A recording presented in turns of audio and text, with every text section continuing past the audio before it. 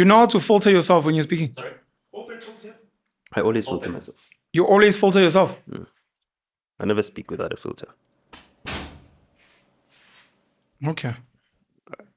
Because I realize sometimes when people interview you, they interview you and you always have a desire to respond. And sometimes I'm like, I don't think you should have responded there. So I think sometimes you get Now, English is failing me, but you basically get not triggered, man. it's for the benefit of the audience. The audience never likes it when you don't answer a question. Even when they know that, hey, that's a personal question or that's uncomfortable. The audience, as soon as they see someone who is unwilling to touch on certain subjects. But I watch some interviewers, bro, don't take you seriously. They prostitute you on the mic. Notice coming, we're going to get views. I'm going to ask the most radical shit because I know this fucker's going to answer. And you're like, can Ndlovu not be like, hey, look, I'm not ready to answer that. You're like, oh, no, let me. And I'm like, yeah, he decided to answer this guy. Do you have a filter? Yeah, I've got a filter. But, you know, when it comes to that, like, so I was kicked out of the business that me and my friends were running when I was 18. And like afterwards, like it was just like a sad situation. I was feeling sorry for myself. So I was crying, I'm crying. And my mother said to me, just do your own thing. You're 18 now, so you don't need to worry about your friends or whatever. And she says, they use you because you are useful. So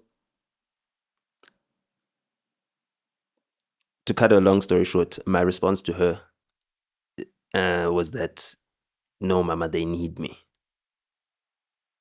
And at the time, I didn't know what that meant. But eventually, I got, I guess, a complex to always find a need to be necessary. You know what I mean? In any situation. Like, what is missing? What is needed? I'll be able to provide that. So with giving myself to a lot of these platforms, whether or not people feel like, some people are wasting my time, some people are not serious. For me, my time on all these platforms is needed. It's necessary because I've got a bigger vision for the landscape, the space, the ecosystem as a whole. And that bigger vision doesn't allow me to discriminate. You know what I mean? So because I've chosen that on a principled stance, it does expose me to now having conversations with people, I don't really need to be using my time speaking to. So like, it's one of those things. It's the Today's the 24th of March. I don't know when this episode is going to drop, but for the purpose Today is Nathan Thomas's birthday. I don't know who Nathan Thomas is. He's my Neanderthal friend. We'll get to that. Nathaniel. Off the top of your head, and I'm sure you've probably covered this with other people. I don't know if it's on platforms.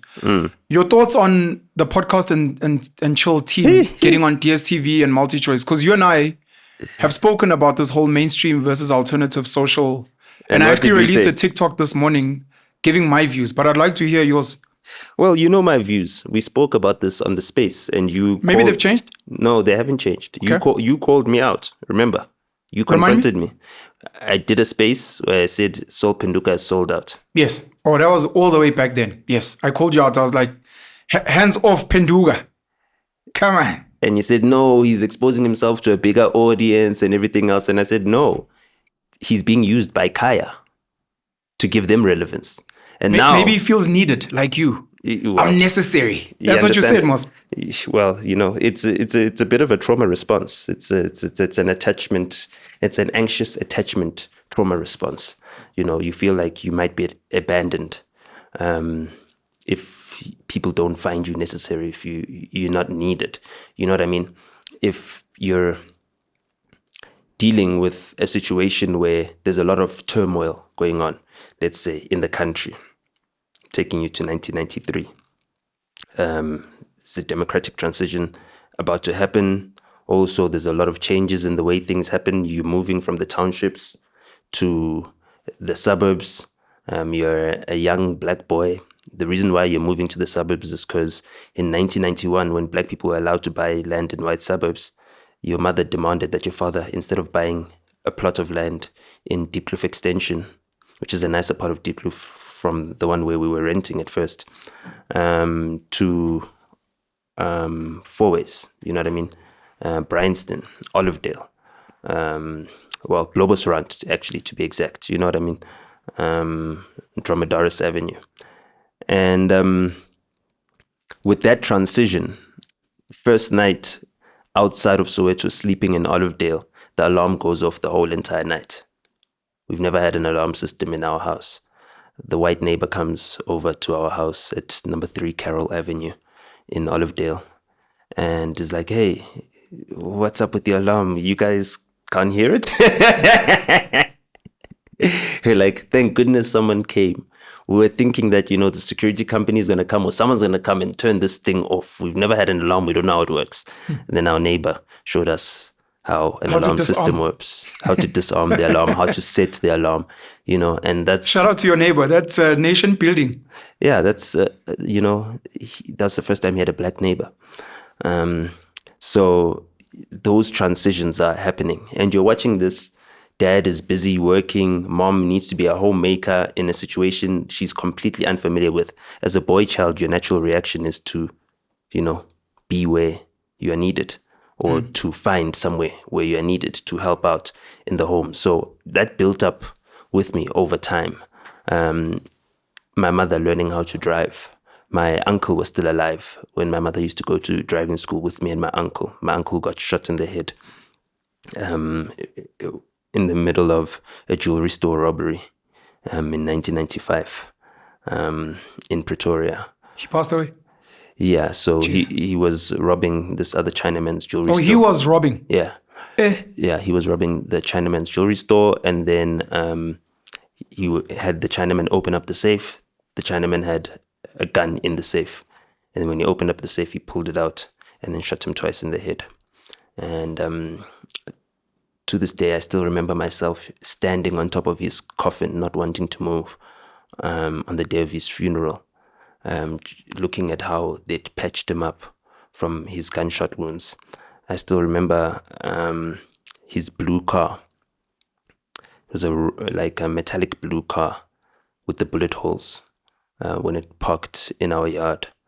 I still remember the trauma of him going missing and no one knowing where he is, you know what I mean? Because he had a pager. It's 95. He had a pager, and so he was always contactable via pager.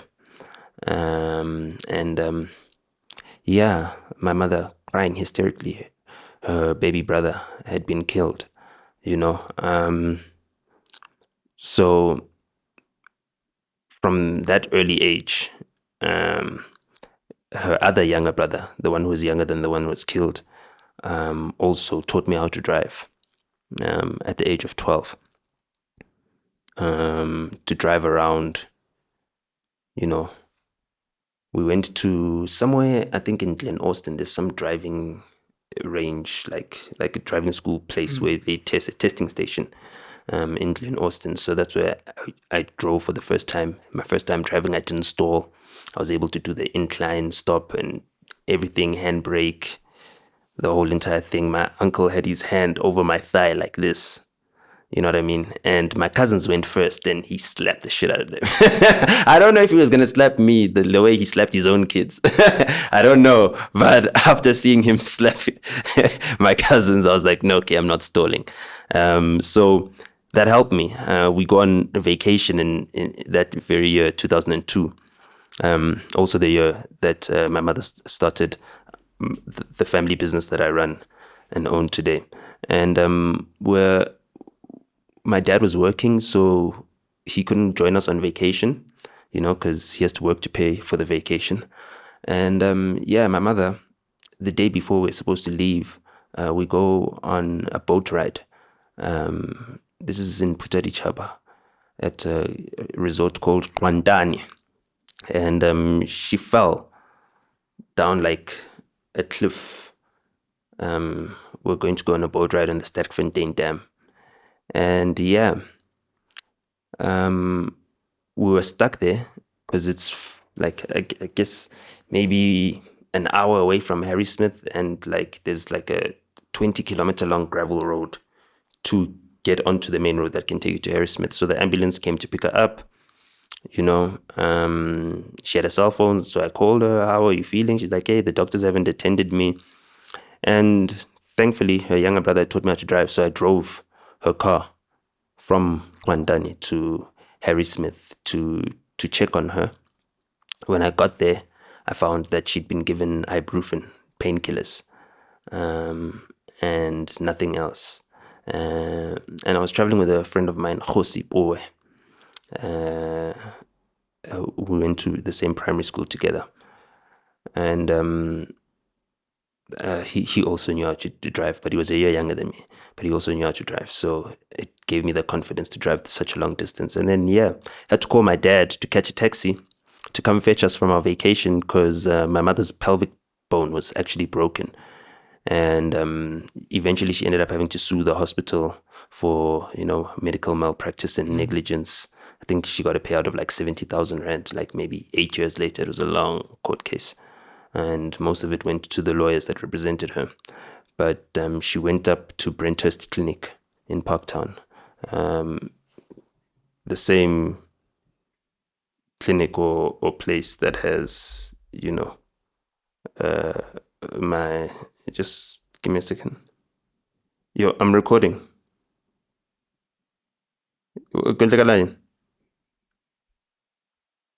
So, sorry, that's my nephew. So she went up to Dr. Schneid, who was one of the best, I guess, is it an orthopedic surgeon, person that deals with spines and everything else. And she luckily avoided needing to have a hip replacement surgery.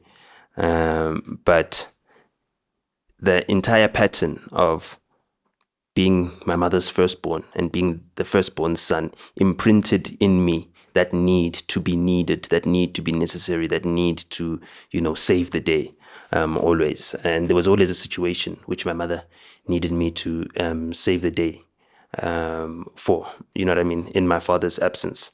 And it started very young. So even long before then, I was telling you about the time we moved to Olivedale and the stuff that happened and why that trauma was like that,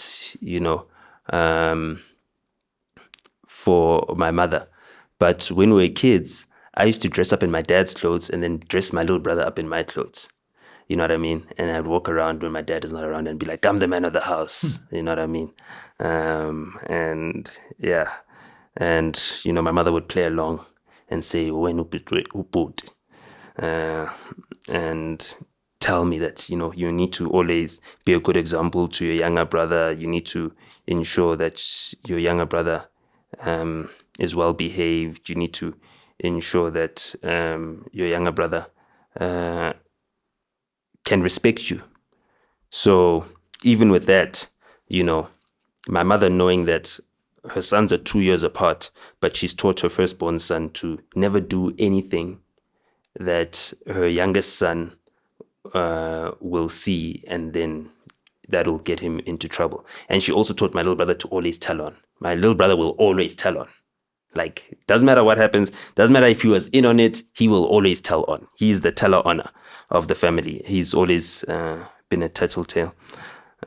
So with him, with me, and by my side the whole entire time as well, I was able to gain a certain level of independence at a very young age.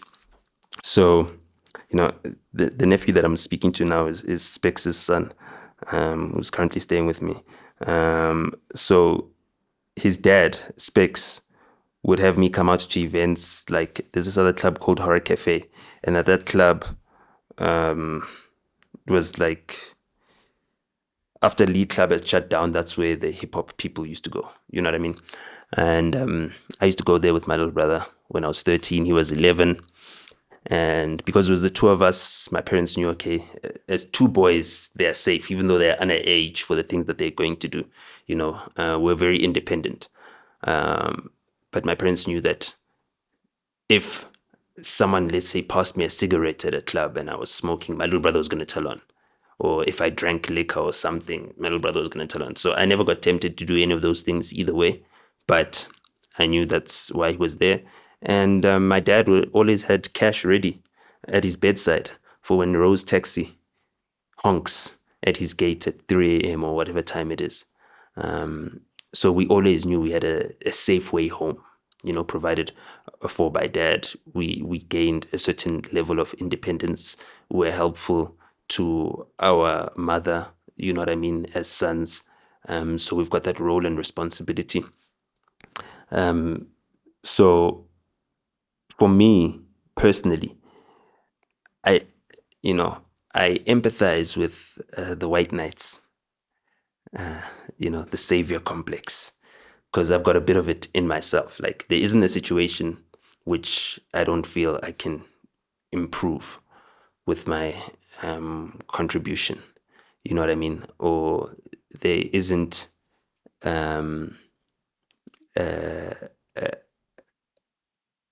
I guess there isn't a damsel that I'll overlook saving, you know what I mean?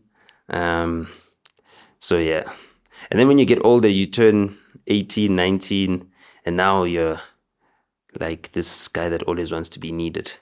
And then you start dating, and then you end up saving all the hoes. You know what I mean? There isn't a hoe I didn't want to save. You know what I mean? Like men, they always talk about badly about women, but there isn't a hoe they don't like. Let me get in here. We're gonna have to set some ground rules because who knows us in therapy now, and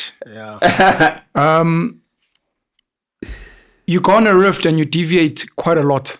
So two things. Number one, you're gonna have to let me know if I can stop you while you're speaking. Yeah, please. So that at least the audience doesn't feel like I'm being disrespectful when I stop you and I bring you back. Please stop. Number two, I don't know if I should go through all the points I wanted to raise so that I'll let you speak freely.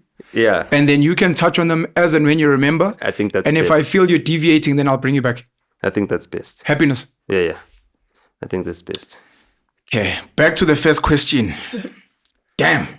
But yeah, that the one here, the yes, podcast and chill. And I wanna hear what he thinks, because you and I have spoken about it as well. Yeah, I'm gonna raise all the points. No. Before you answer, so I'd like to hear your thoughts on podcast and chill and a couple of other podcasts getting on mainstream television, DSTV. Your thoughts? Podcast and chill bringing other podcasts. So you'll speak about that. Yeah.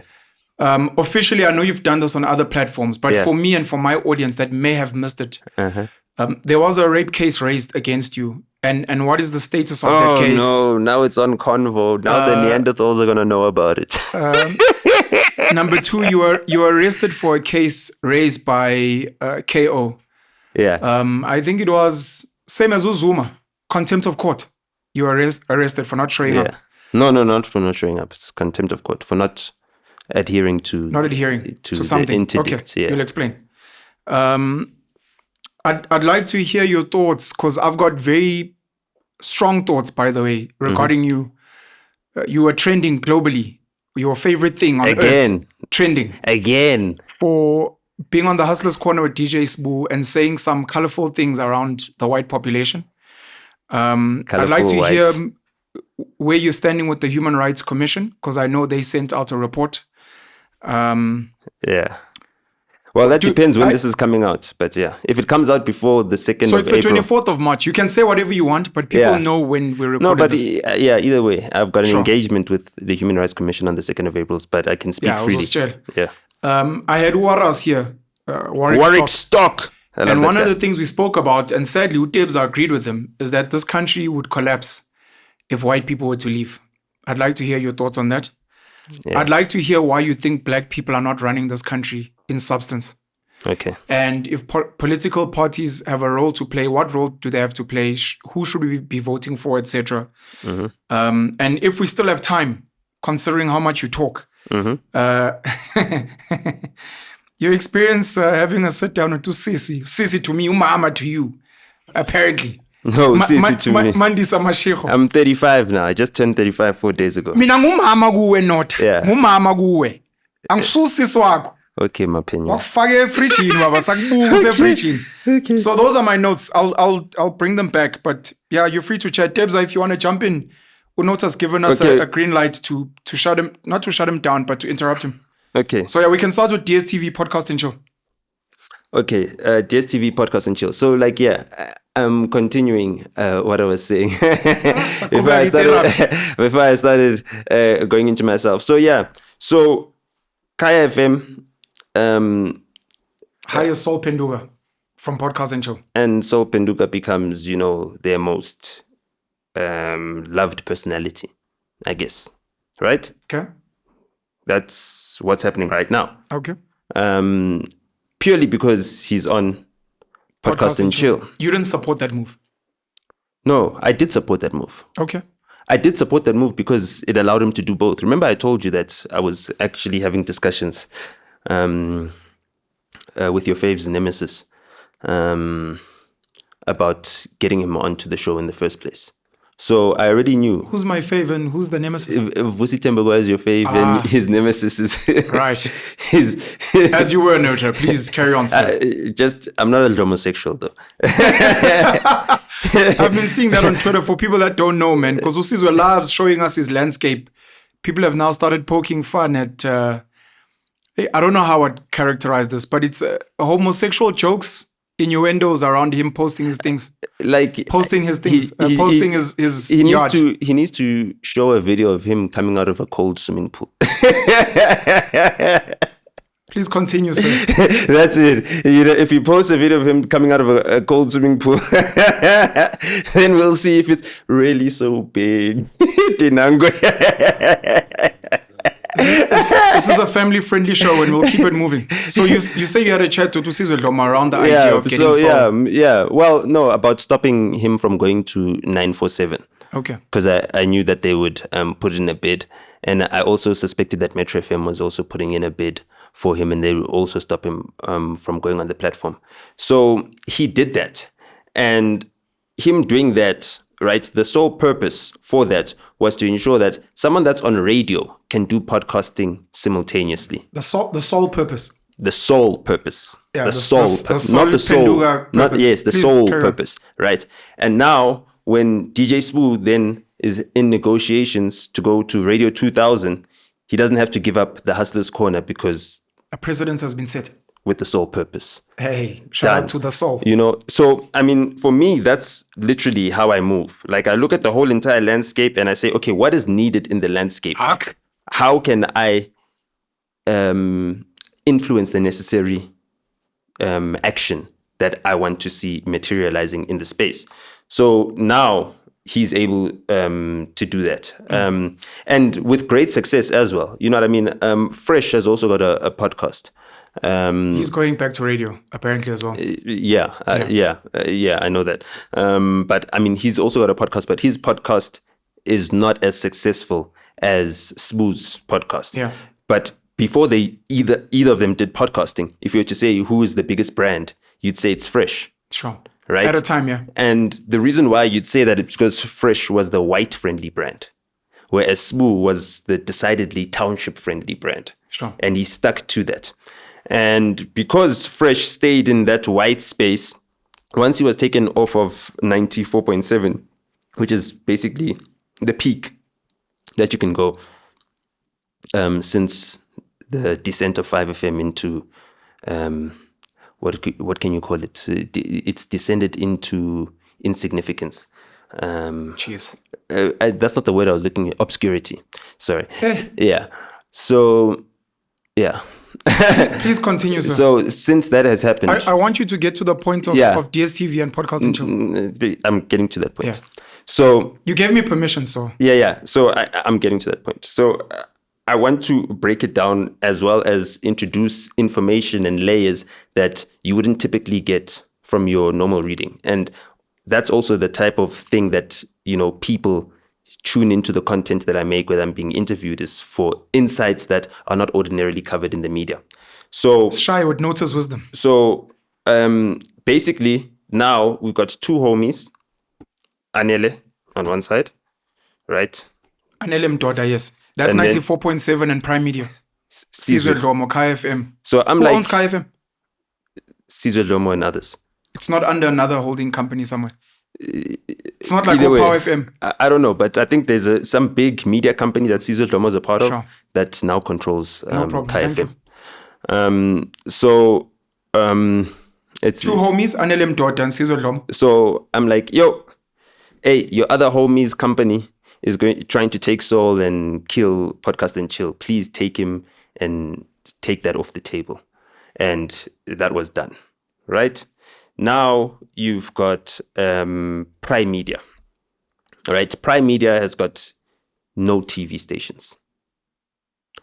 So because they've make so much money, right? They go to SABC and say, hey, we make so much money off advertising. I mean, 94.7 turns over more money than Khwezi FM. So you guys are underperforming in terms of the revenue that you're generating for the listenership and the viewership that you guys have. So how about we split some of our advertising? We'll have some companies that come in that want advertising on Prime Media stations, whether it be Cape Talk, 702, whatever you may call it. And then they will also now start buying, right? So Prime Media becomes the media buyer for the SABC as well on an ad hoc basis. Please explain quickly what a media buyer is for people that don't know. So it's the people that buy advertising space. So let me explain it to you the way Sizwe Dlomo explained it to me. Because Sizwe Dlomo tells me how these things work. As Penuel, right, you can say, hey, I'd like to buy all the advertising spots on SABC 1 between 8 a.m. and 5 p.m., right? I'm buying all those advertising. So you buy those advertising spots and now you've got them. So they give you however many slots. So each hour, let's say... Is it bulk buying? Yeah. It's like saying I'm going to rent the entire mall. Yeah. Even though I have my own shop, but I'm going to rent the entire mall and then I'll decide which tenants are coming in. Yeah. Okay. So, Penuel then buys all those ad spots on SABC, right? And then starts reselling them to brands. At a premium to make money. Yeah, at a premium, whatever. You're managing the whole entire process. There's an agency fee, all of those things. Also, you're getting a kickback commission. Because if you bring clients into the SABC or any of these media, they give you commission for bringing in clients as well. So you're making money on both ends of the space. So, in your opinion, do you think Anele and Sizwe are good at that? It's one of the things people don't know that they're good at, being involved in things like media buying. Well, because they're entrepreneurs, but people don't know. I wouldn't put it in entrepreneurship because Anele's parents were part of the Transkei government. Anele's mother was an executive at SABC or SAUK during the apartheid era. So, I mean... Oh, SREK. Yeah. Sure. So, I mean, yes, she's a brilliant presenter, radio host and talent. Yeah. But access and proximity. Fair enough. Nepotism. The same things that benefit white people benefited the elites. Sure. You know what I mean? Without making it seem like a dirty thing. It's not really a dirty thing. Yeah. So Anele benefited from her mom understanding that game. I mean, let's just say some other women, right, do well in the media industry with a tenth of the talent that Anele has in terms of as a presenter. That's correct. Merely because they look better than her. Yeah. Because Anele is brilliant at radio. You understand? She's phenomenal. Yeah. Yeah. So... Sorry, Sizwe Dlomo on his side, his family wasn't involved in media. They have been involved in media, like in helping founding newspapers and all. Since the first black newspapers, they were involved. You reckon he also had access and exposure? He had his cousin, right? Kanye Dlomo. Yes. Yes, she's also deeply involved in the media space. So... These are beautiful stories that we must teach people to say, the space you're in, make sure that your kids or relatives are learning, because you may not be the one who's a pauper. Yeah. But because you gave them access to the information. And I mean, media buying. And also, by the time Sizwe Dlomo came onto the scene, there was a desire for to create another Robert Marawa. Robert Marawa, Hilton Boys. You know what I mean? He speaks the same English I speak, Oh, there's no such. Robert Marawa's English is 50 times better than yours. Not a chance. But yeah. Shout out to Robert Marawa. We do. Well, I mean, man. Yeah. Hey, Robert Marawa's English is top notch. It's definitely from the Midlands of Hilton College. But I mean, mine is Santon, so... Yeah. On English, I sent in. English, I say Alex. Either way. Sorry, media buying. Yeah. I interrupted you. Media buying. So anyway, and you were explaining that dynamic. with the English from the richest square mile in Africa, or KwaZulu Natal, wherever the case may be, kzndlovu then gets onto the MTV VJ presenter search on SABC 1 and he wins that. You know what I mean? He's now the next Robert Marawa. You understand? They're trying to create a certain archetype. And he fits that well. He comes from a good family. You know what I mean? He understands how to discipline himself. And you put him alongside a guy like Scoop, which is something I've said before. Super talented, grew up around the same areas, knew each other as kids. Scoop also had a big show on SABC 1, a basketball and hip hop show. One of my favorite presenters of all time, by the way. Yeah. But because he doesn't have the business acumen and the discipline to go with the talent, you know what I mean? Caesar doesn't have the talent that Scoop has. But personal opinion, but I agree with you. No, it's not a personal opinion. No, this is in times like this is when I try to protect you. I preface this by saying I'm explaining this to you the same way Sizwe Dlomo explained it to me. Are you hearing what I'm saying? To Sizwe, I'm not as talented as Scoop. Sizwe Dlomo said the words. I am not as talented. You should have said, Sizwe said, to protect yourself. No, I already said that in the beginning. I'm saying I'm explaining the whole entire landscape. Continue, sir. You see, everything that I'm telling you are the trade secrets of the people in media that are making big money. And I'm telling you, like, this is conversations. This is how they tell me things that are actually happening that other people won't get the chance to. You know what I mean? Thank you for sharing. And now, because you put business acumen. You put Vusi here first. Now Caesar won't give you that. But luckily, you know me. 6 degrees. So you know what I mean? What MT? Safa as a country. So now, what's happening is that the audience has been captured by YouTube, right? Everyone who's got a television, the number one thing that they use their television for is to watch YouTube. So what is the number one thing that they watch on YouTube? Podcast and chill. Yeah. So we know it's got cachet. It's built up its cachet. Its cachet also translates well on mainstream media. We've seen how that's worked with Sol Penduka. That blueprint has been taken by Radio 2000. So now already the concept is benefiting SABC. So, sorry, I just want to mention that Podcast and Chill was on Channel O at some point. Number one. They were for I'm getting there. Oh, my apologies.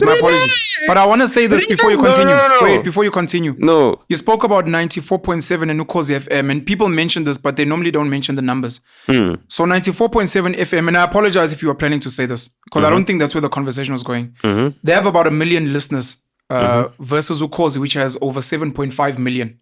But in terms of revenue, 94.7 makes 1.2 billion rand. Whereas Ukhozi FM makes 345 million rand. And it's become a conversation of how do you reconcile this listenership versus. So I just wanted to give you those numbers. You can continue, sir. So, I mean, all these media companies are basically verticals. So Savannah is on one side. That is the product that you're purchasing, right? E-media is on the other side. That is the media platform that has the Savannah adverts, right?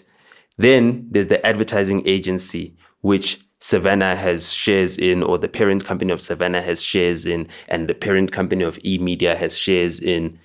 Do you understand? So that creates a vertical. So the Ruperts of this world are able to sell their products on their media platforms and have their campaigns decided by their advertising agencies who are media buyers and brokers internally. It's like,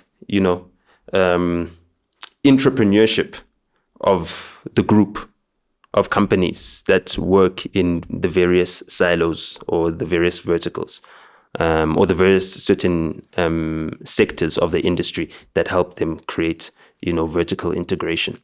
So I'd like you to slow that down, because there are people that might think you were just saying. So Johan Rupert owns Remgro, which owns Distel. Which owned at some point. It sold it to Heineken. Savannah's under Distel? Yeah. And then the same Remgro would have a stake. Remgro, Cape Vin, Distel, yeah. Cape Vin? Remgro, Cape Vin. Okay. Yeah. And then you'd have the same Remgro owning the E-Media company. and that own an advertising agency or stake in an advertising agency. And you're explaining that the same this is how people... RCL Chicken. RCL Chicken. Okay. And you're trying to explain that this is how people make decisions that look spontaneous, but it's the same... Or RCL Foods, sorry. It is RCL Foods, yeah. Okay. Thank you. Yeah, so that's how that vertical works, right? So you can either have enough capital to build your own verticals, right? So you can then say, I am MacG now. I've got a podcast. On my podcast, my product is Grandeur. And the Chiller's Punch. It's too dope. You understand what I'm saying? It's too dope. Now, the courtship started a long time ago. So, like I said... so I mentioned the advertising agency. I think they're trying to build something like that as well. Who? Podcast and Chill, where they are the guys that can get brands. Podcast, they've got their own advertising agency. And so it's beautiful. I think for anyone who's listening, it's like a Johan Rupert MacG's wife used to work at a bespoke agency with Rory and Lerato Sengat. They handled campaigns like Inveroch gin, which has just been sold now which is a locally made gin, which has now been sold to another conglomerate. Rory Sitloholo, ne? Okay, no problem. Yeah. So she's got intel in terms of how that side works. That's beautiful. So yeah, no, that's where she started. That's actually that's where I met her. Being Mshela when I met her. Now she's married to MacG. Back to the conversation. Back to the conversation, please. She went for the short nigga, not the long nigga. So yeah.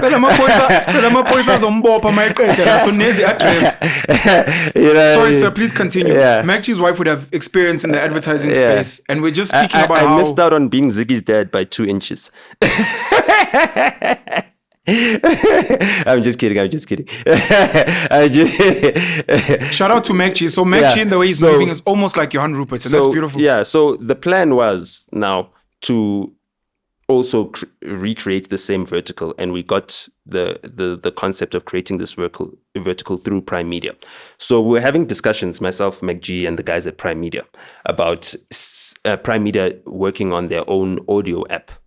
They wanted to make a podcasting app, but I knew it was a trap. Spotify. Yeah, I knew it was a trap from the beginning. By the way, I think Vodacom has also tried, and a couple of other guys have spoken to me as well. They all try to create these. Yeah, my Muse. They're trying to create these audio platforms, and they try to get podcasts on, but the revenue share normally doesn't make sense. It will only work for the SABC to do it. So Dichaba needs to get on to doing that. You know what I mean? This app that they have now, SABC. Yeah, Pela Dichaba's daughters are growing up now, and at the rate he's going, he's not going to afford to take them to Harvard or Columbia or some decent Ivy League school right now. So Dichaba, please.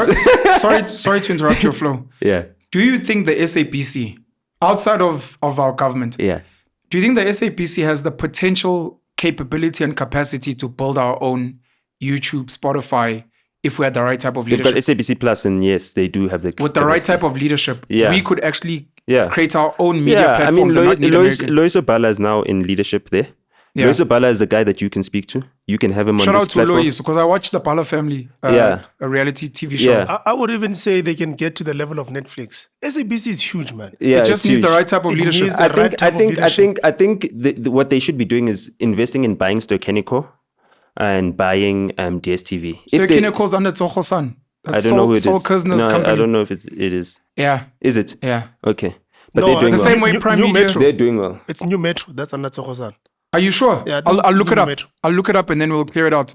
Same with Prime Media. It was started by, I think, Nate Kirsch and his brother. Nate Kirsch is probably the richest South African that people don't know, but they can go research. No, what do you mean? He's super rich.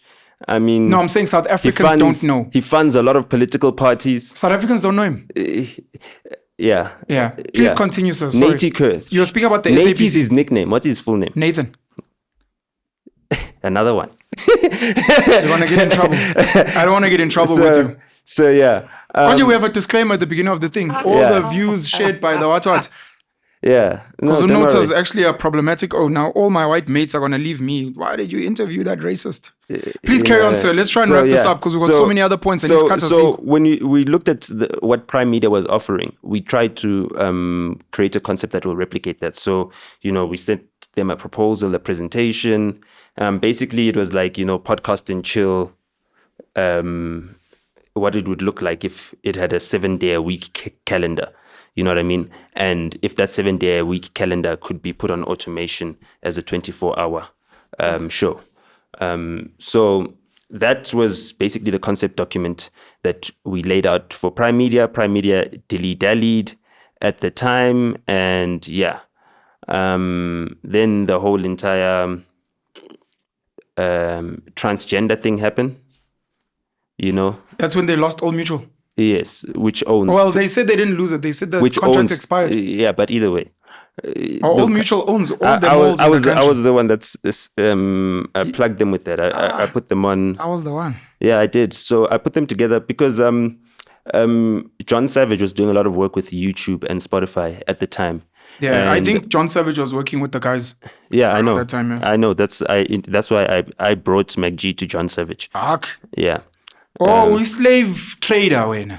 Well, I brought MacG to John Savage, and that helped him get some credibility in this podcasting space that he started. I mean, they've gone their separate ways now, but it did help John a lot working together. And then when things go viral, next thing John tells DJ Spoo that he can't have me on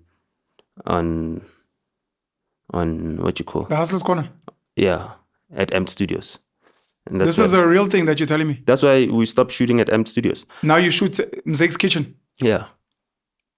So okay, basically the Amped Studios forced. do you understand though? I don't give a fuck. But no, but this is important because this is a teachable moment. No, I don't understand. I think that the fragility of whiteness is shown. It's like if a girl slaps me, right? I'm not gonna slap her back because she's a girl and I'm stronger than her. You know what I mean? Do you think white people should entertain you when you say things that they find inflammatory to them, and be like, "Oh, come to our platform and talk shit about us. It's okay." I think because we believe in freedom of speech. I think white people can say whatever they like. Sure. And I can say whatever I like. And I can say whatever I like without worrying about the feelings of white people. Sure. But they're allowed to be like, please don't come say those things in our platform anymore or in our space. No, there's no such thing. Is YouTube their space? Well, Amped Studios. Yeah, well, I mean, I don't care about Amped Studios. Yes, they've got right of admission. Sure. Yeah, so you understand? Yeah, I understand that. Oh, okay. I understand that. Please carry on. But sorry, Tsoho-san. They should also understand that, them taking that stance against me makes them an enemy of my supporters. You know what I mean? So they just need to understand that for them, they're just a building. You know what I mean? No one supports them for any other reason than they're a facility. There are many other facilities. Other people can offer a facility. And if they want to project out there that they're a facility that's helping grow the industry, the way they've treated me just shows that they're just trying to exploit the industry. Okay. So sorry, before you carry on. I didn't take MacG to John Savage so that John Savage can exploit him. No. But I knew that was a pop joke. That was a pop joke. Sorry. But I knew that would happen. No, it would happen. The same way as I knew that when you link up with Rob Hersoff, he's going to exploit you. Do you understand what I'm saying? Also, when that happened and everyone was saying, no, Pen has sold out. I also didn't come out and say, no, Pen has sold out. I was the one who defended you, even though you found that insulting. But I defended you. I was like, yo, you're not driving around in a new car or anything else. It's not like you're getting money back. When you're throwing shots at my test. What a hater. Carry on. Okay, but like... Please carry on. If you had all that money that was given to you, would you still be driving in a test? No, I'm not going to answer that. Okay. It's not going to help your point. Okay, well... You can still make your point. Either way, my point was that Penuel is smart enough to see that Rob Hersoff wants to use him, and he's also intelligent enough to use Rob Hersoff as well. So it's mutually beneficial. And I feel like your guys' relationship was mutually beneficial. You know what I mean? Up to a point, yeah. I agree with you. Yeah, I mean, that's it. And we don't need to, make it a crime, that the relationship is mutually beneficial. So back to my mutually beneficial relationship with MacG. So after seeing what Prime Media was up to, after the whole entire old mutual blow up, and then them coming through on the side, because they got the back end data, so they could actually see how much value Sol Penduka was putting in. Do you understand what I'm saying? Yeah. And Hey, I don't know if you want to say something quickly about access to analytics. It's one of the things I'm very sensitive about. Whenever you speak to brands, people that are middlemen to brands, they always want your back end. And I'm always nervous about that, because more than anything, that's what they want. Because obviously that's what they sell, understandably. But the danger of people having access to that type of data when it's your platform is like people having access to your financials, and you don't have any view on that. nah. Okay, please continue, sir. Yeah. I mean, almost everything is publicly shared nowadays. So, it's not like they can clone you and make another Penuel and start making that content and get that audience. Fair enough. So now when the new plan needs to be decided, and there was this other guy that was working with him, Leo, coach, you know what I mean? And I was having a lot of meetings with Leo. This is before Mac had appointed his CEO, Bala. So Shout out to Pala, man. What a gent. So then he hits me up and says, hey, Channel O want a couple of the episodes, want to put up the episodes on the channel. And I'm like, no, cool. That's dope. Give them only the celebrity interviews so that you can keep your content the way it is. And with celebrity interviews, they're going to want to censor it and edit it. Yeah. And it's like, no, they want it to be like 48 minutes or cut down so that it can be in an hour show. So I was like, give them your celebrity interviews as a property. Next thing, they announced that, Podcast and Chilled is coming onto Channel O and Popcast as well. So it's like, hold on. These guys didn't tell us that this thing was going to be done alongside Popcast. And Popcast was doing terribly at the time. Popcast was Scoop. Yeah, Scoop and Dimples and them. Who's the other producer? Dimples. Not just Dimples. The lady. No, the Miss guy Cosmo. who does Mayo. Yeah, Speedster. Speedster was also on Popcast. Yeah, he was a presenter, yeah. Sure. So, yeah. So see you, Speedster. You're and killing him, son. VG, right? So then they put Vigilante. both of them. So it's like, now it's like, we're taking these two platforms, right? And Deza was the one who did that deal, right? He really wanted it for Podcast and Chill, but the bosses were homies with Dimples, so they said, no, we also have to put in another platform. So that basically took the I guess the bang out of the announcement, because now it's like, they're now both together. You know what I mean? Nota and Penuel as co-CEOs. And the risk was that, when people hear that now the things are coming onto TV, after everything we've said about mainstream media and TV in particular, they're going to be like, it's selling out, right?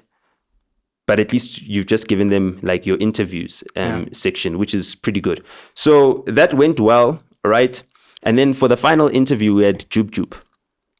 And then, that was on Channel O. Yeah, that was on Channel O. So the Jub I'm interview. telling you, let me break down the story. I'm giving you the insights. Yeah.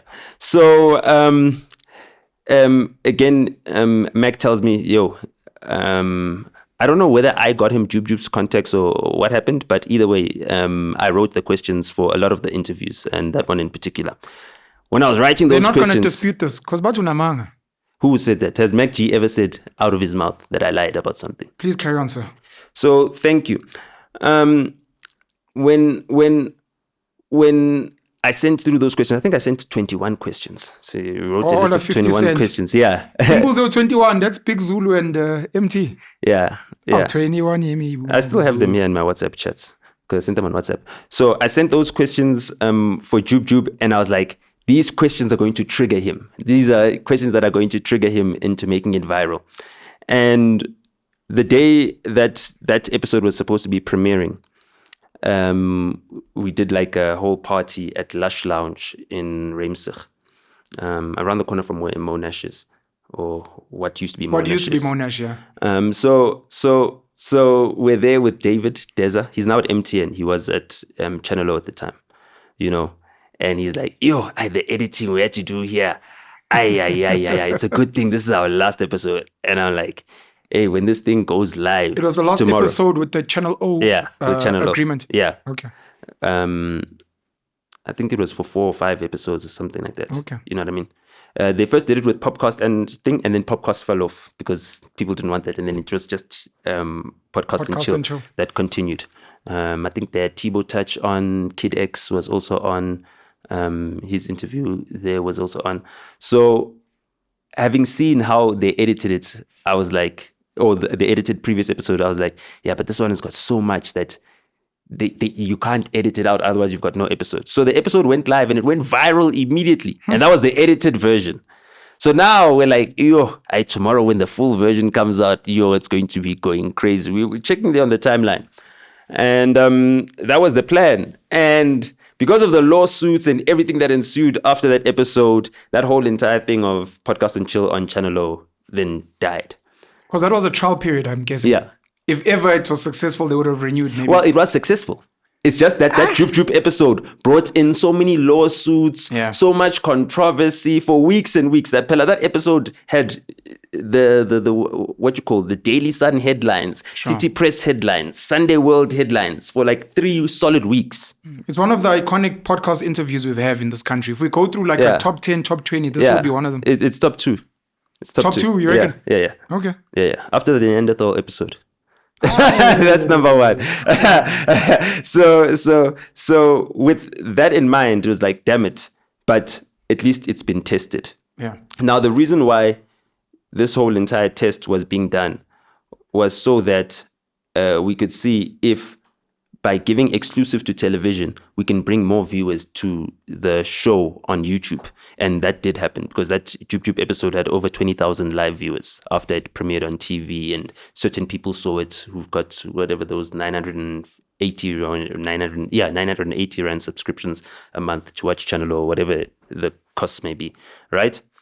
And it brought in those viewers. So it's like, okay, this concept works. We can premiere it on television. That will still build up the hype it up on social media, get an amplification campaign going. An amplification campaign going is basically where you pay people to tweet a hashtag or to tweet about a TV show, and then all of them tweet out similar things. You know what I mean? And that worked well. So we knew that concept was always there in the tuck. I mean, I stopped working on stuff with MacG after that, some time after that, but we'd already tested and trialed the concept. So now they're redoing it, except now it's being done differently. So DSTV has all the data and everything else. As far as the outrage for MacG, it's died down. Like, there's almost nothing he can do now that will cause like a stir, because he's basically shock-jocked it out. You know what I mean? And he's built a solid anti-fragile brand around himself. So people kind of know he stuck it out. The worst to expect. He stuck it out. So, that was my whole entire a motivation behind, sticking with them, saying, yo, bro, forget about the sponsors. Even if they cancel you and everything else, just keep going, because at a certain point, you're going to be so big that they need you. You don't become useful. You become necessary. Facebook, the social network, Sean Parker, Mark Zuckerberg, Eduardo Severin. Full circle. So, Podcast and Chill is now the necessary podcast. It's the necessary platform. Now, what happens with the advertising, selling, and buying, right, is that whole industry is shifting towards digital now. Is it shifting? Yeah, it is. So digital advertising grows on, what is it? Continuous average growth rate, right? CAGR. That is getting it to the point where it's going to overtake traditional advertising by 2029. Can I say something quickly? Yeah. I never wanted to raise this on a platform, but I'm going to raise it because of the context. So I is it Primo? Intwana Lucas Khatebe? Yeah. Is it Primo? Yeah. So he said to Tulungelo KM on Engineer Your Life. And there was a clip taken out by, this is Colbert on Twitter, about how people on alternative media are not making as much money as mainstream.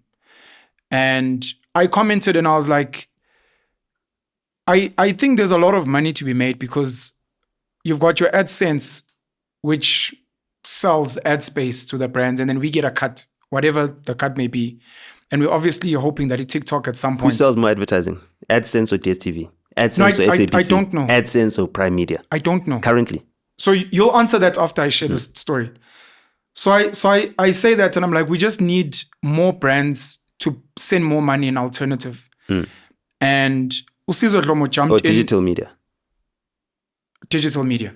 Usizo Dlomo jumps in on that and he says something, I think contrary to what I'm saying. And I'm like, he says no to something. And I'm like, no to what? Because these are just platforms where there's ad space being sold. And over time, TV, YouTube, whatever, you can make money. And then his last response was, you don't know anything about TV. I don't have to talk to you about this thing. And I was just like, this is so sad. I let it go. His followers were laughing at me, calling me names as they normally do. Whatever. I think I commented. Oh, yes, you did comment. And you asked Grok to give data. Shout out to you, by the way, for that. Yes, sorry. So you saw that, and I just wanted to hear your thoughts. Yeah, so everything I've been saying right now, the reason why I named Anele, Sizwe, and everything else is in response to that actual... Let's go. So everything I've said applies to that question. Now, let me continue it. So if you guys need to hear that back, you can rewind. But I'm continuing it now. So now, what DSTV need from Podcast and Chill is exactly the same thing that Kaya FM got from Soul. It's the cachet. You know, they're now cool because they're down with these unrestricted, uncensored podcasts, right?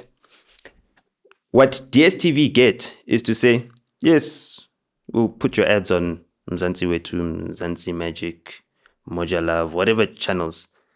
And we can also get live reads for you on Podcast and Chill and this and this and this and all these. And these are the 4 or 5 biggest platforms. I want to get a list of them because I want to give all of them a shout out. Please so carry on. It's Against the Wall with Skim GP. Skim GP. It's Open Chats podcast with Sino and what's the other one? I don't watch Open Chats, but those lighties, Yeah, it's for little kids anyway. Yeah. It's for a younger audience than us. No, it's for pedophiles and little kids. No, it is. Like if you want to listen to little 21-year-old girls talk about their body counts. Yeah. So, you must be a pedophile. Sorry. Let me use the Jewish term, minor attracted person. That's the kosher term. I don't think we must ever invite this guy back.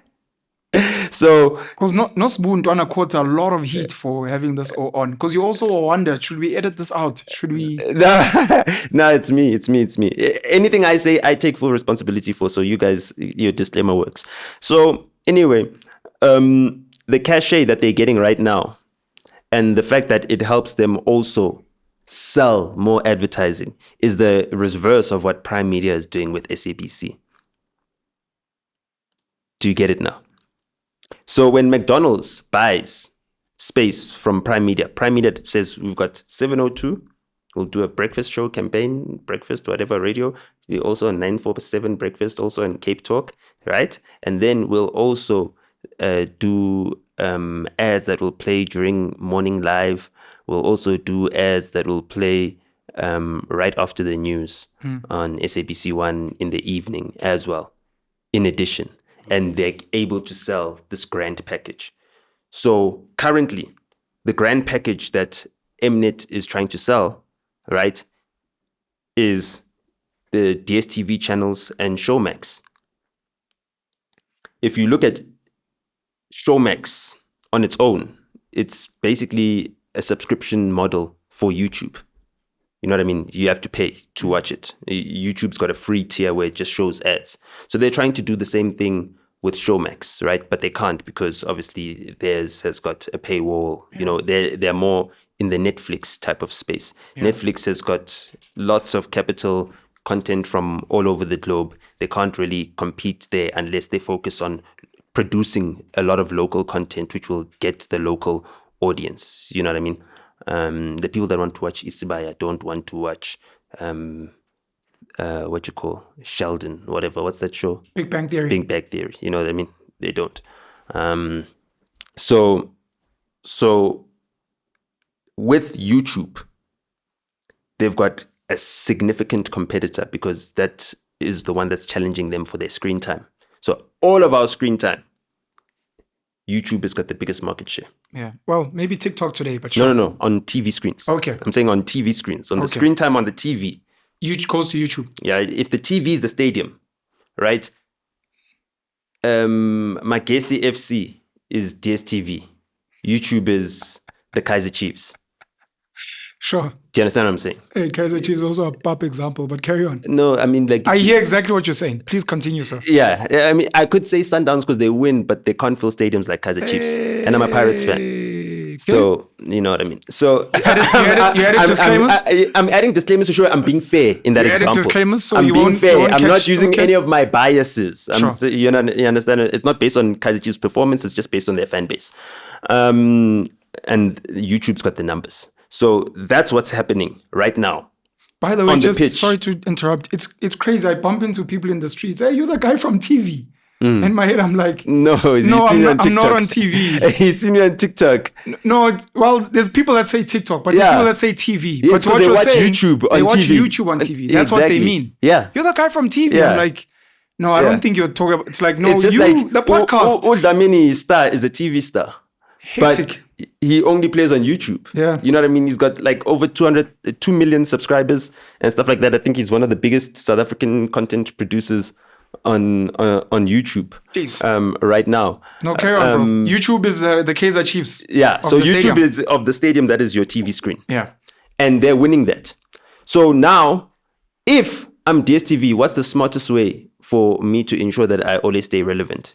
Is to say, yes, I'm giving you the season tickets to Magesi FC, but I've also got tickets to the derby. I've also got tickets to the Sundowns Chiefs game. I've also got the Chiefs versus Swallows game. I've also got the Chiefs versus Stellenbosch game. I've also got, all the big Chiefs games. I've got them right here as well as part of my package. Yeah.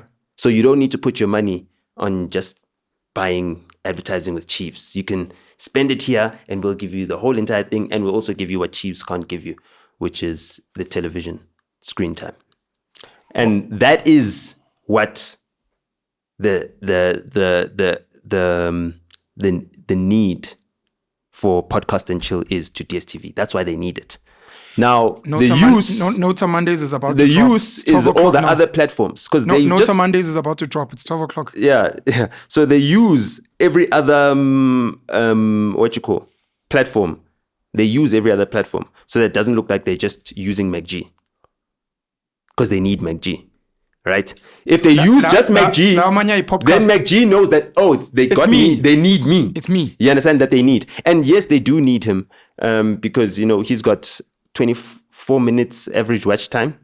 I think Hustler's Corner is sitting like 17 minutes average watch time. I don't know what your average watch time is, but 24 minutes that's a television and episode. And they think it's little, but it's a lot. 24 minutes is a television episode. In a TikTok era where people watch 10 seconds. You understand what I'm saying?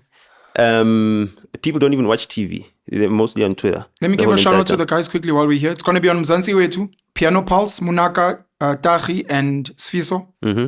People Need Comedy, PNC, and Pop-Pops. Tsitsi, Chumia, Farida, Tsitsi Chumaya. Tsitsi Chumaya. Chumaya. My bad. Podcast and Chill with MacG. Of course, Makaiva Mukweo. No, Tsitsi Chumerik. Or Chumer. It's Chumia. Oh. But they call him that's his nickname. Maybe that's the nickname. MacGyver, of course, MacG, Sol Penduga, the Ghost Lady, and everyone involved. Against the Wall podcast with Scheme GP. Timba's killing it. Open chats with Mtogozis, Metule, and Sino. Sino and Togozis. That's Spreading Humors with Sima, Yanda, and is it Zilla? Zile, yeah. Zile. Yeah, well, that's how he says it. Yeah, Zile. Okay. And then they mentioned... no, there's Lasizwe as well. Then they mentioned on Mzansi Magic awkward dates with Lasizwe. Yeah. And Joseph Derry. Joseph Derry. Yeah. Joseph Uyahlanya. You understand? Okay. Just wanted to give them a shout out since we're here. So all those other ones are being used so that DSTV can also say... It doesn't look like it's just MacG. We can sell advertising on all these other platforms. And so they've just basically admitted that they need MacG. Now, does this make MacG a sellout by my definition? Yes. It does make him a sellout because now he's given the biggest independent platform cachet to the company that's trying to take them out of business. You know what I mean? The big competitor. Do you think mainstream is going to bring these guys on? Number one, obviously, to bring in the crowd. But maybe secondary, to also copy what they're doing so that as soon as... Because I know they've tried with Abo Unfollowed to try and have that podcast type thing. And it's not the only one. And I don't know if it's worked. Yeah, they've had a podcast show as well. Actually, I forgot the name of it. But what's interesting for me when Nota is the deal makes sense. Selling out, we can have those conversations. What do you mean in terms of money? Or because do they have reach? Are they going to get more viewers on DSTV? That's the biggest thing for me. I want to hear you guys' opinion. Do you guys think? Why did you say the deal makes sense? Money-wise, I mean... Or money? Yeah, money-wise. Yeah, they're probably going to get good money. Machita sharp. Okay. Let's pack that. For me... They can never get good money. No, the money... Let's forget the money. The money... No. They can never get good money. Okay. Do you understand what I'm saying? Did you hear his question? Yeah, I heard what he's saying. They can never get good money because, I mean, what is the price of a Van Gogh? What is the price of a Picasso? What is the price of... Da Vinci. It's whatever he decides. Do you understand? So when you're independent, you name your price. Do you understand what I'm saying? The value of Xhosa culture? So when you're on TV, you get given the price that is benchmarked. Yes. And that is the problem that Primo is speaking about. Is in like the TV has got benchmarked standards. And ceilings. That don't apply with this online audience. You can drop one episode about Putin and murder back. That was Club Shay Shay and Cat Williams. Yeah, that's what I'm saying. And murder all of them. Or you can get people that come and see you each and every single day that watch your content, you know. Or you can get content that lives on forever. You understand? You could get content that's a Yizo, and you can get content that's a Isibaya. You understand? Great shows, both of them. But Yizo's iconic impact can't be measured against Isibaya. Isibaya, sure. You understand what I'm saying? Shout out to Bomb Productions. Yeah, for both of them. But not the numbers. Do you think DSTV is going to get the viewership they're not after viewership? You're not hearing what I'm saying. Okay. Who's not after viewership? DSTV. They sell advertising. They don't care about viewership. But advertising, if they were after in the same viewership, conversation, DSTV would be free. If they were after viewership subscription would be free. No. Yes. Sorry, before you carry on. EVOD has got a free subscription. You just buy the decoder. It's subscriptions, yash. Before you carry on, so they are after viewership. Luckily, Utebs has got intel because obviously Tribal has shows on TV. So I'd like to hear why he's disagreeing because he's not just like me, a Popeye on the side. Why do you disagree that if they were just after viewership, DSTV would be free? No, ultimately, DSTV is in the business of selling decoders. No. Yeah, this is what I wanted to ask. Otherwise, they wouldn't have DSTV online or what is it? DSTV you pay now. For it. DSTV now. Yes, you pay for it. Yes, but it's on your phone, so you use screen mirroring. So you're no longer selling the decoder. Let him finish that thing is a decoder. What I'm trying to say is this. Hold on. Let him finish. No. Wait, both of you. Wait. Let me mediate. Okay. So let him share his thoughts and then you'll counter. I'm saying. You're saying DSTV is in the business of selling decoders. Yes. Please quantify. So someone subscribing on Showmax, that's selling a decoder. No. Someone subscribing on DSTV now, that's selling a decoder. Someone subscribing on DSTV Sports only. No. That's you selling a decoder. No. You don't need a decoder for any of those things. Did you finish your point? Yeah, that's all. I just want him to understand that. So what I'm trying to say is all you've done is to digitize the decoder. That's all you've done. But someone has to pay for it. That is, you need to understand a decoder comes from a manufacturing process. It comes from plastic, which comes from Sasol. Do you understand? Just making a decoder, the silicone. Do you understand what I'm saying? Just making a decoder. We can never compare selling CDs to selling MP3s. Can never compare the two things. You know what I mean? So DSTV has got no need to sell decoders anymore. They don't need to sell decoders. You're spending 40,000 Rand on your iPhone. It's got screen mirroring, you know, which allows you to, at the click of a button, put whatever's on your whatever's on your phone screen on your 40,000 Rand 70-inch TV curved screen, or whatever the case may be. Do you not think they're transitioning? Maybe they're getting to MP3, but for now they still... Now, what I'm trying to say to you is that, I mean, I used to pay Mnet when you still used to put a check in Dropbox at multi-choice offices. I used to pay for Mnet, you understand? And then every couple of years, they'd come through with a new Mnet decoder, you understand? Then DSTV came about, then the new decoders would come in, then there was the dual view, then there was the extra view, whatever, PVR. Oh, PVR. You understand? Sasiko, All of those Napagate. things. All of those things. Now you've got Showmax, you've got Catch-Up. So with Catch-Up, you don't need PVR anymore. You understand what I'm saying? You don't need to record certain shows. All of these things are being made obsolete. So what DSTV is selling, the prime business is advertising. All of them. But then, The media to platforms your point, is- shouldn't do they you understand what I'm saying? be then free? The decoder is another product that they sell. But No. it's one of those that they're phasing out. They're phasing out decoders altogether because everyone's got a smart TV now. But then shouldn't they be free to what you're saying if all they're So selling is advertising? all I'm saying, I'm getting to that, Sure. right? So,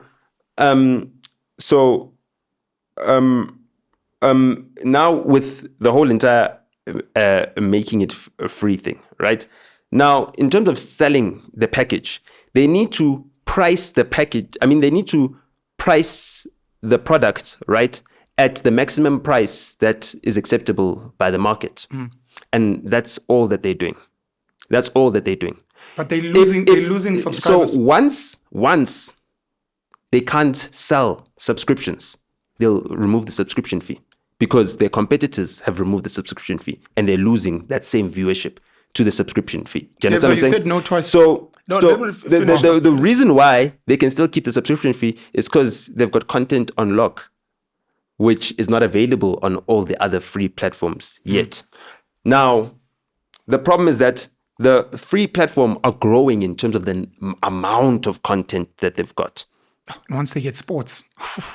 Live sports. Oh, It's already moved to Netflix. It's already moving around. So all the DSTV has is this live sports that they've got. You understand? is that all they have? I mean, that's really all they I think have. that's all they have. Eh? That's all they have. News, of course, movies, series. Yeah, news and live I think sports. it's just live sports. Eh? News and live sports. But news you can get. Yeah, news is also, it falls under fair use. So you can put it anywhere. You can't lock it Live down. sports. Eh? They've Holding us by got a the Showmax balls. package, very live sports straight. You pay like 52 rands. No, I'm talking about free. Sorry, I'm talking about free versus having to pay. Because I know people pay for live sports now. It's what they held us with, us rugby watchers with those Super Sport 1, that you can only get it on premium. You understand what I'm saying? Okay, so you said So no. that. Unothange so- baba. so- Mawungeni. Akhulume. Sengizame kabili. so- Awufuna ungena. yeah, but Ngithi ngena ntwana ngena na I'm leaving that. I'm leaving that aside. Now you've got another competitor, EVOD. They sell the decoders, the set-top boxes, right? But you can watch whatever channels that they've got for free. That is a business model of someone who's a challenger brand. They're EVOD challenging. is selling ad space. Yes, ETV, they sell No, I'm ads. just trying to figure out. Okay, so you buy the decoder, but then you don't pay a subscription. It's because of ad space. You understand what I'm That's- saying? Okay. So that business model of free DSTV is possible because EVOD has proven the case for them. And DSTV is only selling because they've got certain content which people want to watch, which they can still have a premium for. Once they lose that premium, they're done for. So You know if EVOD is now- making money? So now this is the big challenge. I would have to look at their financials, look at the e-media financials. But Actually, no, not now. the biggest challenge right now for DSTV is the growth of all the other platforms, the HBOs, because I mean they've licensed shows from HBOs, fresh from the US. 1 hour after it plays on the US, it's available in South Are they Africa. still doing that now? Yeah. Yeah, Express Game from of- the Game US. of Thrones, Sorry. Dune, they do that Sundays. Express from the US. So once those platforms start being used and start growing here, the Paramount Pluses, the HBO or Max or whatever they call it now, the Hulu, the Apple. you name them. Once all of those start being used, right, and the content offering is comparable or better than what you'd get if you get a DSTV subscription or if you get a Showmax subscription, people are going to start choosing those because they are choosing those for access to international content. That has always been the marketing ploy for a lot of white South Africans. Because of how our country is divided, we watch different types of media. So white South Africans have always been served media from the the Western Anglosphere, right? So they'll get content like Home and Away from Australia.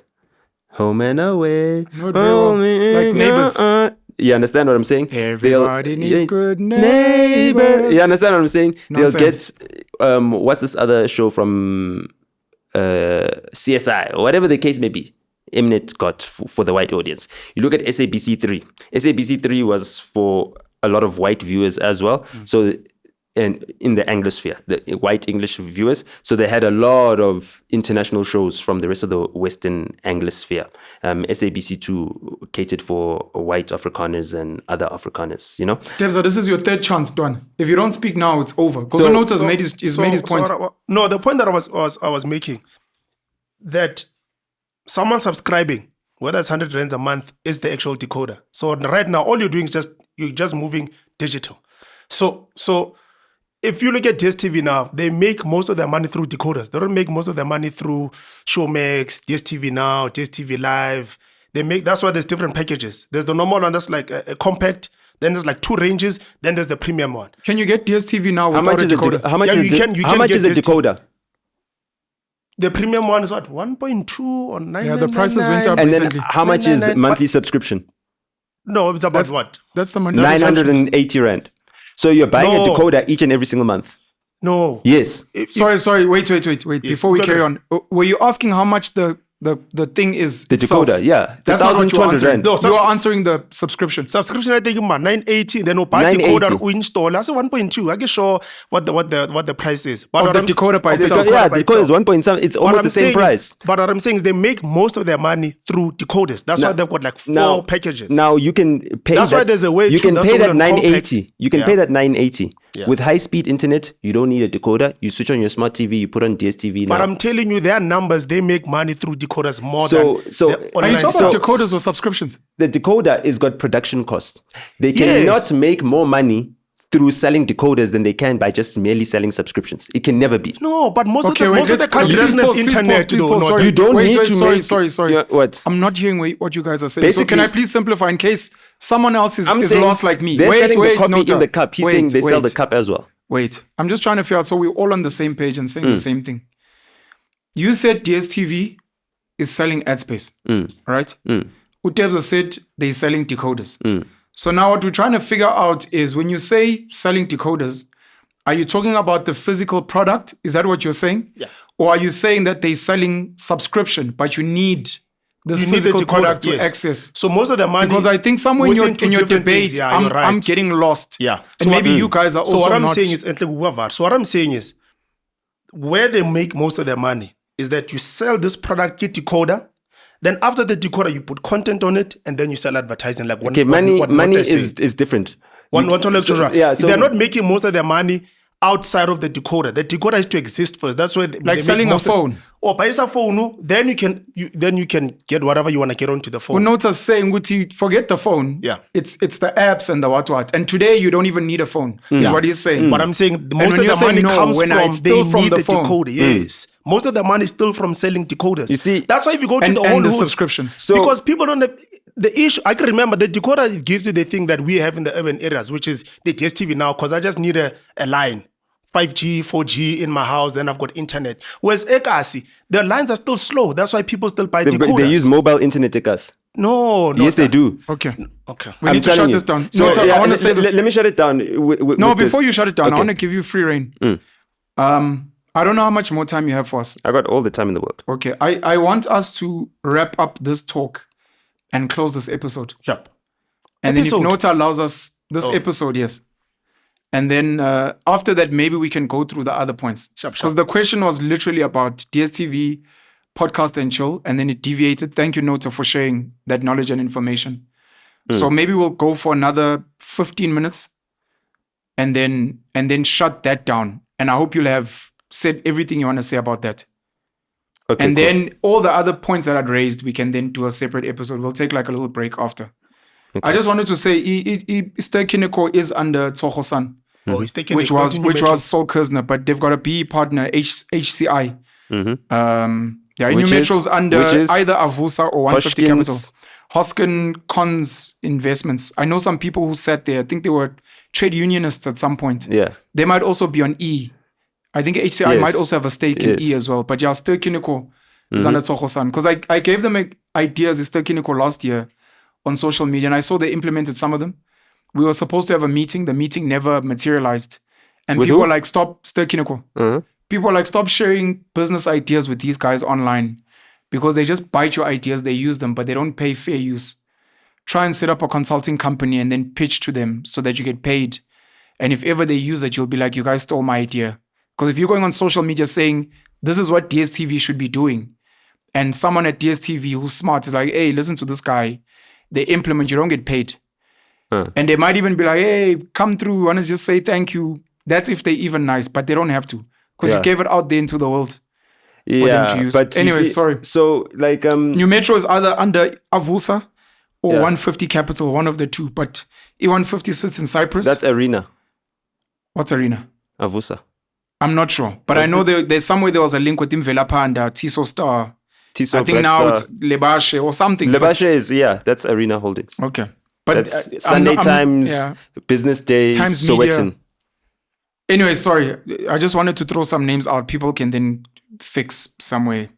But yeah, Sterkiniko, Tsogo-san. You can finish this point on DSTV. DSTV advertising platform selling decoders. Yeah. So they're selling advertising. So, like I have to give credit to Gabby Mbele. She taught me a lot about, how the media works as well. She was a journalist when I met her. I don't know what she's doing now. She works at Mnet now, eh? Gabby. Gabby The Mbele. journalist, ne? I don't know. She worked at many companies. Yeah. She worked at DNA at some point. She opened up her own publicity company. I don't know if she works at, but she taught me a lot about how this business works and introduced me to a lot of the people that play in the space. So the point is that all of us are selling advertising. All of us. Understand? You selling advertising, whether it's be AdSense or whether it be, the Penuel show, cups, teacups, or whatever the case may be, you're advertising. And we're all playing in the same space. And we paternalize a lot of these conglomerates or these big corporations. And it's like, oh, it's a put on now. Oh, now we're happy. And the point of selling out is you're doing a deal with DSTV, which is like, a W for you because your competitor has now admitted that they need you. But the way you respond to it, I'm so excited. Oh, this is a big deal and everything. The way you make it so big, right? You're just sending your audience to them. And I mean, that Joop episode had 20,000 live viewers on YouTube.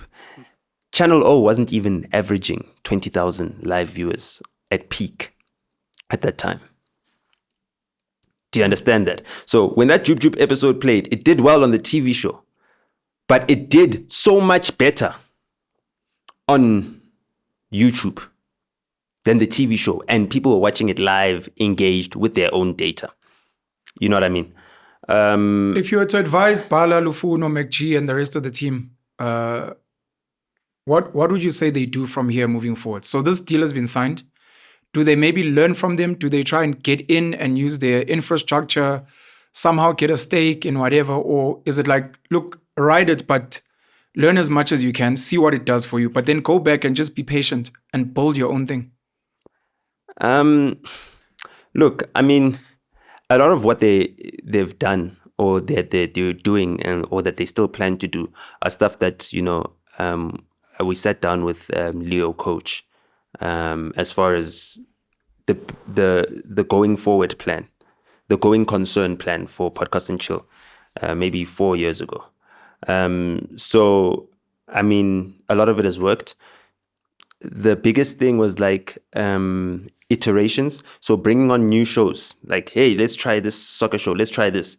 And knowing that you're not TV, so the cost of failure is very little. Yeah. You understand? You can iterate and keep trying different ideas and see which ideas work. If it doesn't work, it doesn't work. You can cancel it. You know what I mean? They try to do a women's podcast. You know what I mean? But I mean, women are just not good at speaking about subjects on their own without following a certain narrative. They've got a lot of groupthink in general.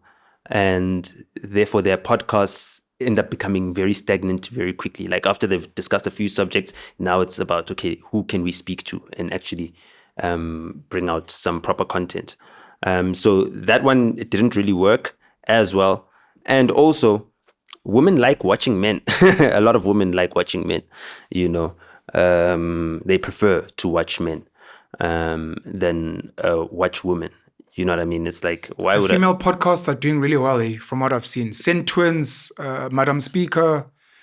I don't know if she left podcasting, Kokos Koteni and the likes. I wouldn't call Madam Speaker a podcast. Oh, well, she does interview people. So yeah, when they interview people. So the interview thing, the Oprah format, yes, that does well. Okay. But when it's just them doing a show, like their own show where they have to speak. To Sol and MacG. Yeah. Just on their own, just doing a show. Okay. You know what I mean? I'm talking about the concept that was done. They tried to, MacG tried to have a female podcast. He put Seppi where on they were it. doing the same. Yeah. You know what I mean? It just didn't work out. You know what I mean? Where it was like, okay, now we're deliberately catering for females. MacG. Is it The View in America that does that? Yeah, it's women just chatting amongst themselves. You understand what I'm saying? But something like that. Yeah. And you're saying it doesn't really work? No, it doesn't really work.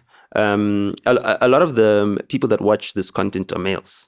Like if you use just usership on YouTube, a lot of it is males. You know what I mean? Yeah, men really watch podcasts, man. Shout out to all the gents out there for that job. Men really watch. Men are interested in conversations as well. So, you know, because we get rewarded for knowing stuff. You know what I mean? You see, you can make more babies if you know better than the next one. I think you depends on after this. So did you hear DSTV was... you know, on my way here, but you must tell Penuel he mustn't talk about Patrice, you know. You see, Patrice, he's got kids with only one woman, and like that we know. that we know. You understand what I'm saying? That was so lame, man. Sorry. And like, it's so funny that Elon Musk is the only billionaire that's doing what any normal nigger would do if they had all the money in the world. All these other billionaires have got one woman, one wife, one baby mama, and everything else. Nah, they have hidden kids, I can tell you now. But I wanted to say, man, just on that, I like posted Jay-Z, something on Twitter. I posted something on Twitter about how it's important to fix the family. Yeah. And people need to ensure that they have a family that's equally yoked. Your partner, your children, whether it's the sports team you support, your belief system, your whatever. Such a positive post. And because of the sewerage mindset of Twitter, people decided to just worry about me. Why don't you do it? It's like, bro, I'm literally saying drink water. Yeah, but we saw you drinking coffee. You're like, you know what? If your brain is so fixated on istamkoko, then maybe you deserve to live in shit. Don't worry about me and my life. I might be making mistakes. I might be a fuck up. That's me. I'm not even saying, it's not a picture of me. It's a picture of a South African billionaire with his family. And I'm saying, guys, let's work on our families because success comes from stable families. You can hate me all you want, but the message, you can even say, what a great message. I hate that Penn said it. Cool. But at least you got the message. But your whole thing is, Penuel mustn't talk about Patrice. You're like, yes, Ntwana, nayo ingqondo yakho la ilimele khona wena. Okay, can I just say one thing in defense of Patrice? Oh no, Ntwana, we can defend Patrice all day. He pays one DSTV subscription. Can we shut it down? Anything of substance? We're still on subject because you know. Hey, shut this guy down. DSTV is for the kids. I just want to ask you this. You want the kids to have what's it? Nature's Geographic, National Geographic, and Discovery Channel. So you need to have all your kids must have their own DSTV. I just want to ask you this: outside of the numbers, or their own decoder, and all those things we were speaking about,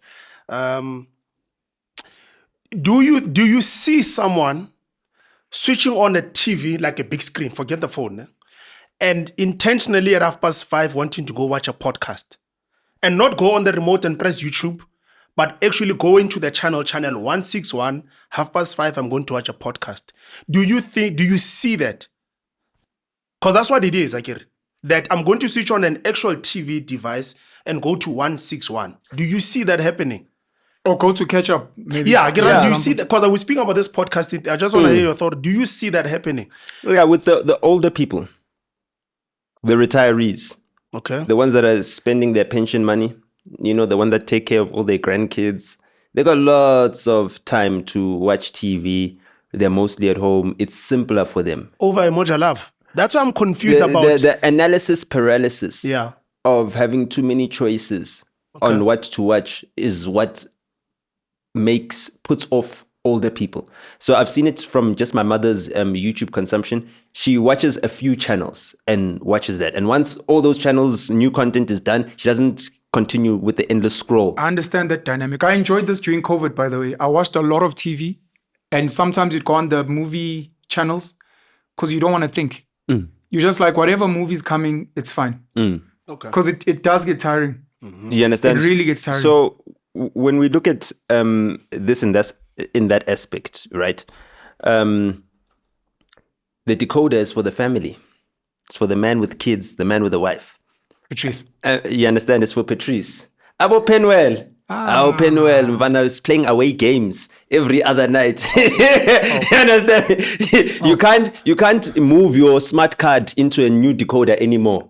They've cancelled that. Abo Penuel, but it data and Wi-Fi. Yeah, kokeli data and Wi-Fi. Sure. You understand? And you can watch whatever you watch. Baby, what do you want to watch? Okay, Lynn, eating Fagi 90 Rand, Showmax, Sbugela Yonkinto. You know, we've even watched HBO shows the next day. So that is the business model.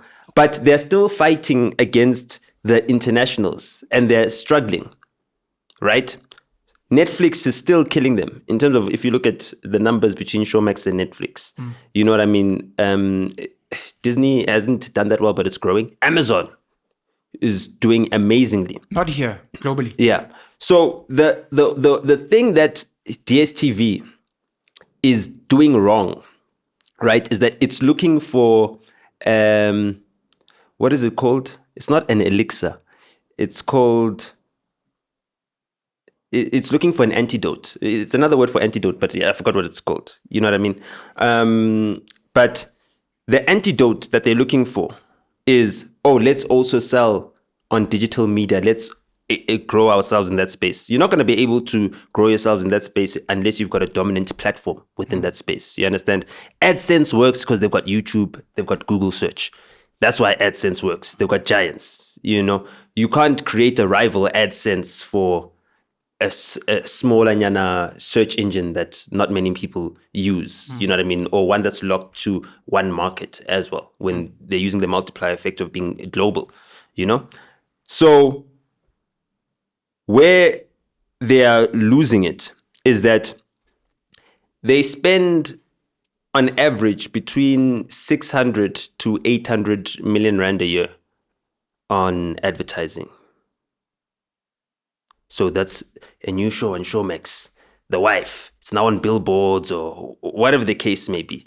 You know, they've got just under 1 million subscribers. So you're looking at what? At how much is it per year? How much is it per year? Give me the numbers.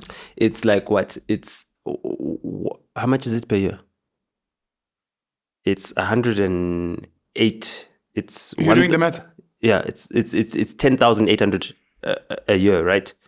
What are you guys calculating? Showmax. It's 1,080 a year. It's 90 times 12, right? Give me the math. 90 times 12. 10,800. I'm confused. It's 1,080. 10,800. No, Baba. So they're making like 1 billion Rand a year on the subscriptions, you know, and they're spending, I guess, 80 to 90% of their revenue to make that. Do you understand that? Just on advertising. Now, if they spend this 1 billion Rand a year on productions like shows, do you know what I mean? Like they look at certain producers and they start giving producers money and say, I'm giving you 1 million Rand. Make a production with 1 million Rand. We're going to put it on Showmax. It's a shoestring budget, but all of a sudden, now you've got 800 shows in a year. You've got 800 content pieces that are going to bring in eyeballs, which is what you're looking for. You're looking for more and more eyeballs so you can sell more and more advertising. And $1 million those rand is so much money for these kids who are content creators. Do you understand what I'm saying? And now those eyeballs that content creator does, right? Tell me, is it not going to reach more customers than that billboard, which reaches the same kids that goes to the same school 5 out of 7 days every week on Winnie Mandela? I'm just saying. Can I shut down this episode? I wanted to get to the you can shut it down, but I wanted to get to the basis of the challenge that DSTV is facing and the basis of the opportunity that this presents for platforms like this. So as the space grows, right, online is going to be the space to be on. That is the space to be on. As your influence grows, now you've got the Penuel show, you've got Konvo. Where you are losing out, to give you the advice that kzndlovu decided not to give you. I'm giving it to you now. Where you're losing out is that you've got Konvo. You've got Konvo, you've got Moja Love, you've got SABC, you've got all these other places. And because the Konvo is so big, right, you can actually start selling advertising. But that advertising can also now come with you buying airtime on TV. So we buy airtime on SABC 1. With that SABC 1 airtime that we're selling to whatever client, the Konvo show is now an ad that plays on SABC 1. That little live read is now playing on SABC 1. They didn't pay you just for your YouTube viewership. They paid you for an entire campaign fee, and you said, I'm giving you online, I'm giving you traditional media, I'm giving you billboards as well, I'm giving you the whole entire bouquet, and you are paying it directly to me. Now you, as the media player, become the middleman. And that is the opportunity that MacG and them haven't been given yet. Once we start seeing people going directly to MacG so that MacG can advertise on the advertising space that he's bought already, or pre-bought, or pre-booked, on any of these platforms, right? And sometimes you can just book it. You don't even need to pay upfront. If you're a good client, they can allow you to book spots and they know that you'll sell them in quick enough time. So you don't even need to have money on that thing. Now, another thing that we're losing out on is people doing that for independence. So I know Penuel's got a big platform, right? I see Penuel's got a big platform, and there's a new company that's opening dry cleaners. Got this dry cleaning chain. Now I speak to that company. I say, listen, there's this platform. They do this. These are the numbers that are publicly available. I'd like to get you advertising space on this platform and this platform. So I give them like 10 different platforms that I go and get. Once I've got an agreement from him that I can solicit, right? I now go to Penuel. I say, Pen, I've got this much budget for your show. How much are you giving me for this dry cleaner? And then they'll dry clean your clothes. And then you'll just mention that, I got this black top, which matches all the other black clothes that I have, since I'm not very fashion forward. I only wear one color, so I don't have to think. And then you start selling the nearby dry cleaners advertising space on the platforms that you can get to. So a lot of the people are thinking about making their money within the creator space. They're not thinking about the fact that this is all an advertising business. And you could be an advertising buyer. You could be an advertising reseller. You can resell advertising on mainstream platforms. You can resell advertising on digital platforms. On digital platforms, you are more likely to sell it at a cheaper rate. You're more likely to get more platforms to sell on. And you're more likely to attract more advertisers, because the smaller advertisers have got small budgets. You're not looking for guys who've got 100 million rand budget for a campaign, or you're not looking for the Department of Health, which has got a 30 million rand budget for an NHI campaign. You know what I mean? So that's where the opportunities are lost. And that's what I feel is lost in just celebrating. Oh, let's celebrate that this is DSTV. This is how we move. You know what I mean? And not actually coming to your audience, taking them into your confidence, because that's how you build this platform. You build Podcast and Chill as MacG by taking your audience into your confidence, asking them for support wherever they needed. You know what I mean? And now that you're doing this transition which you're doing for the entire podcasting landscape in the country as well, you've got the earliest opportunity to say, oh, yes, I'm raising my flag. I'm the first man on the moon. I'm the first guy to have my podcast now on TV. And yes, you'll celebrate me because I brought other guys along with me. But you're not teaching everybody else how they can get onto these opportunities. You're not showing them. You're not telling them, okay, this is the back end. This is how we actually negotiated the deal. You're not saying, hey, Bala, CEO, how did you negotiate this deal? How did this thing get done? You know what I mean? How did this get explained? And those are the trade secrets that the people in traditional media keep because they come from that culture. They come from the culture where if I'm Sizwe Dlomo, Andile Ncube could take my job. So if I've got a certain secret that's keeping me at my job, I'm not going to tell it to anyone. And I'm damn sure going to make sure that none of Andile Ncube's friends are around when I'm discussing anything that has got to do with business because he can steal my ideas. Because they get burnt. They do try and they get burnt. So they do create that environment of not wanting to share.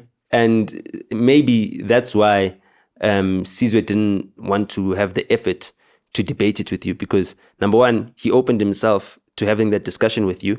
And instead of just you and him having that discussion, there's 20,000 other people that now join the conversation. And he might be triggered by something someone else said just because he engaged with you, not particularly because he's annoyed with you or he doesn't care for you.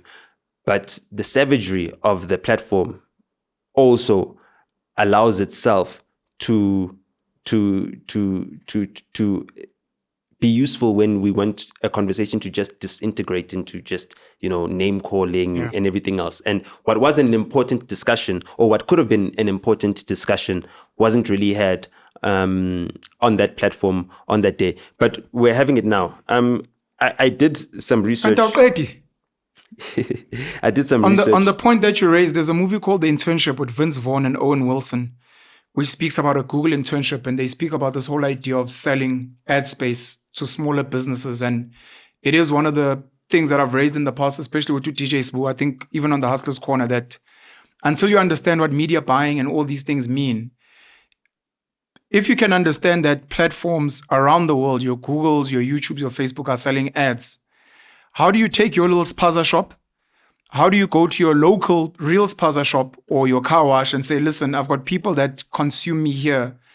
Bring your 200 Rand, your 500 Rand, and let me make a bit of money and let me bring you clients so that you start learning this business. Because not all of us are going to get to a point where we're as big as Konvo or Podcast and Chill and we can sign big deals with big brands.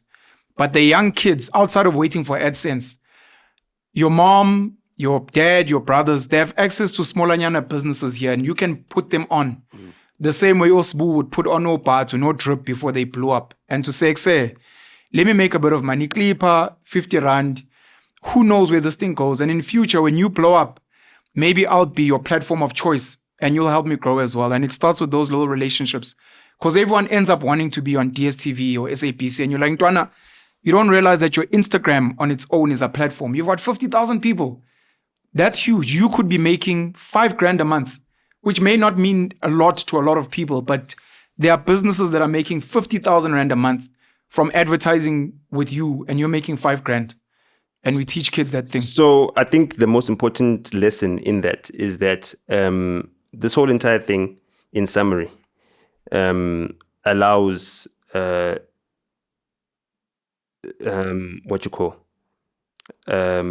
DSTV to raise its content appeal, expand its audience reach as well, because obviously they're going to be promoting some shows which are going to now be spoken about on any of these platforms, and they're going to go to now a global audience as well that might not have been exposed to them in the past, and some of them have got VPNs, so you can watch it outside of Africa if you've got that. And then it significantly bolsters its advertising sales business by offering more opportunities, targeting precision, and competitive differentiation.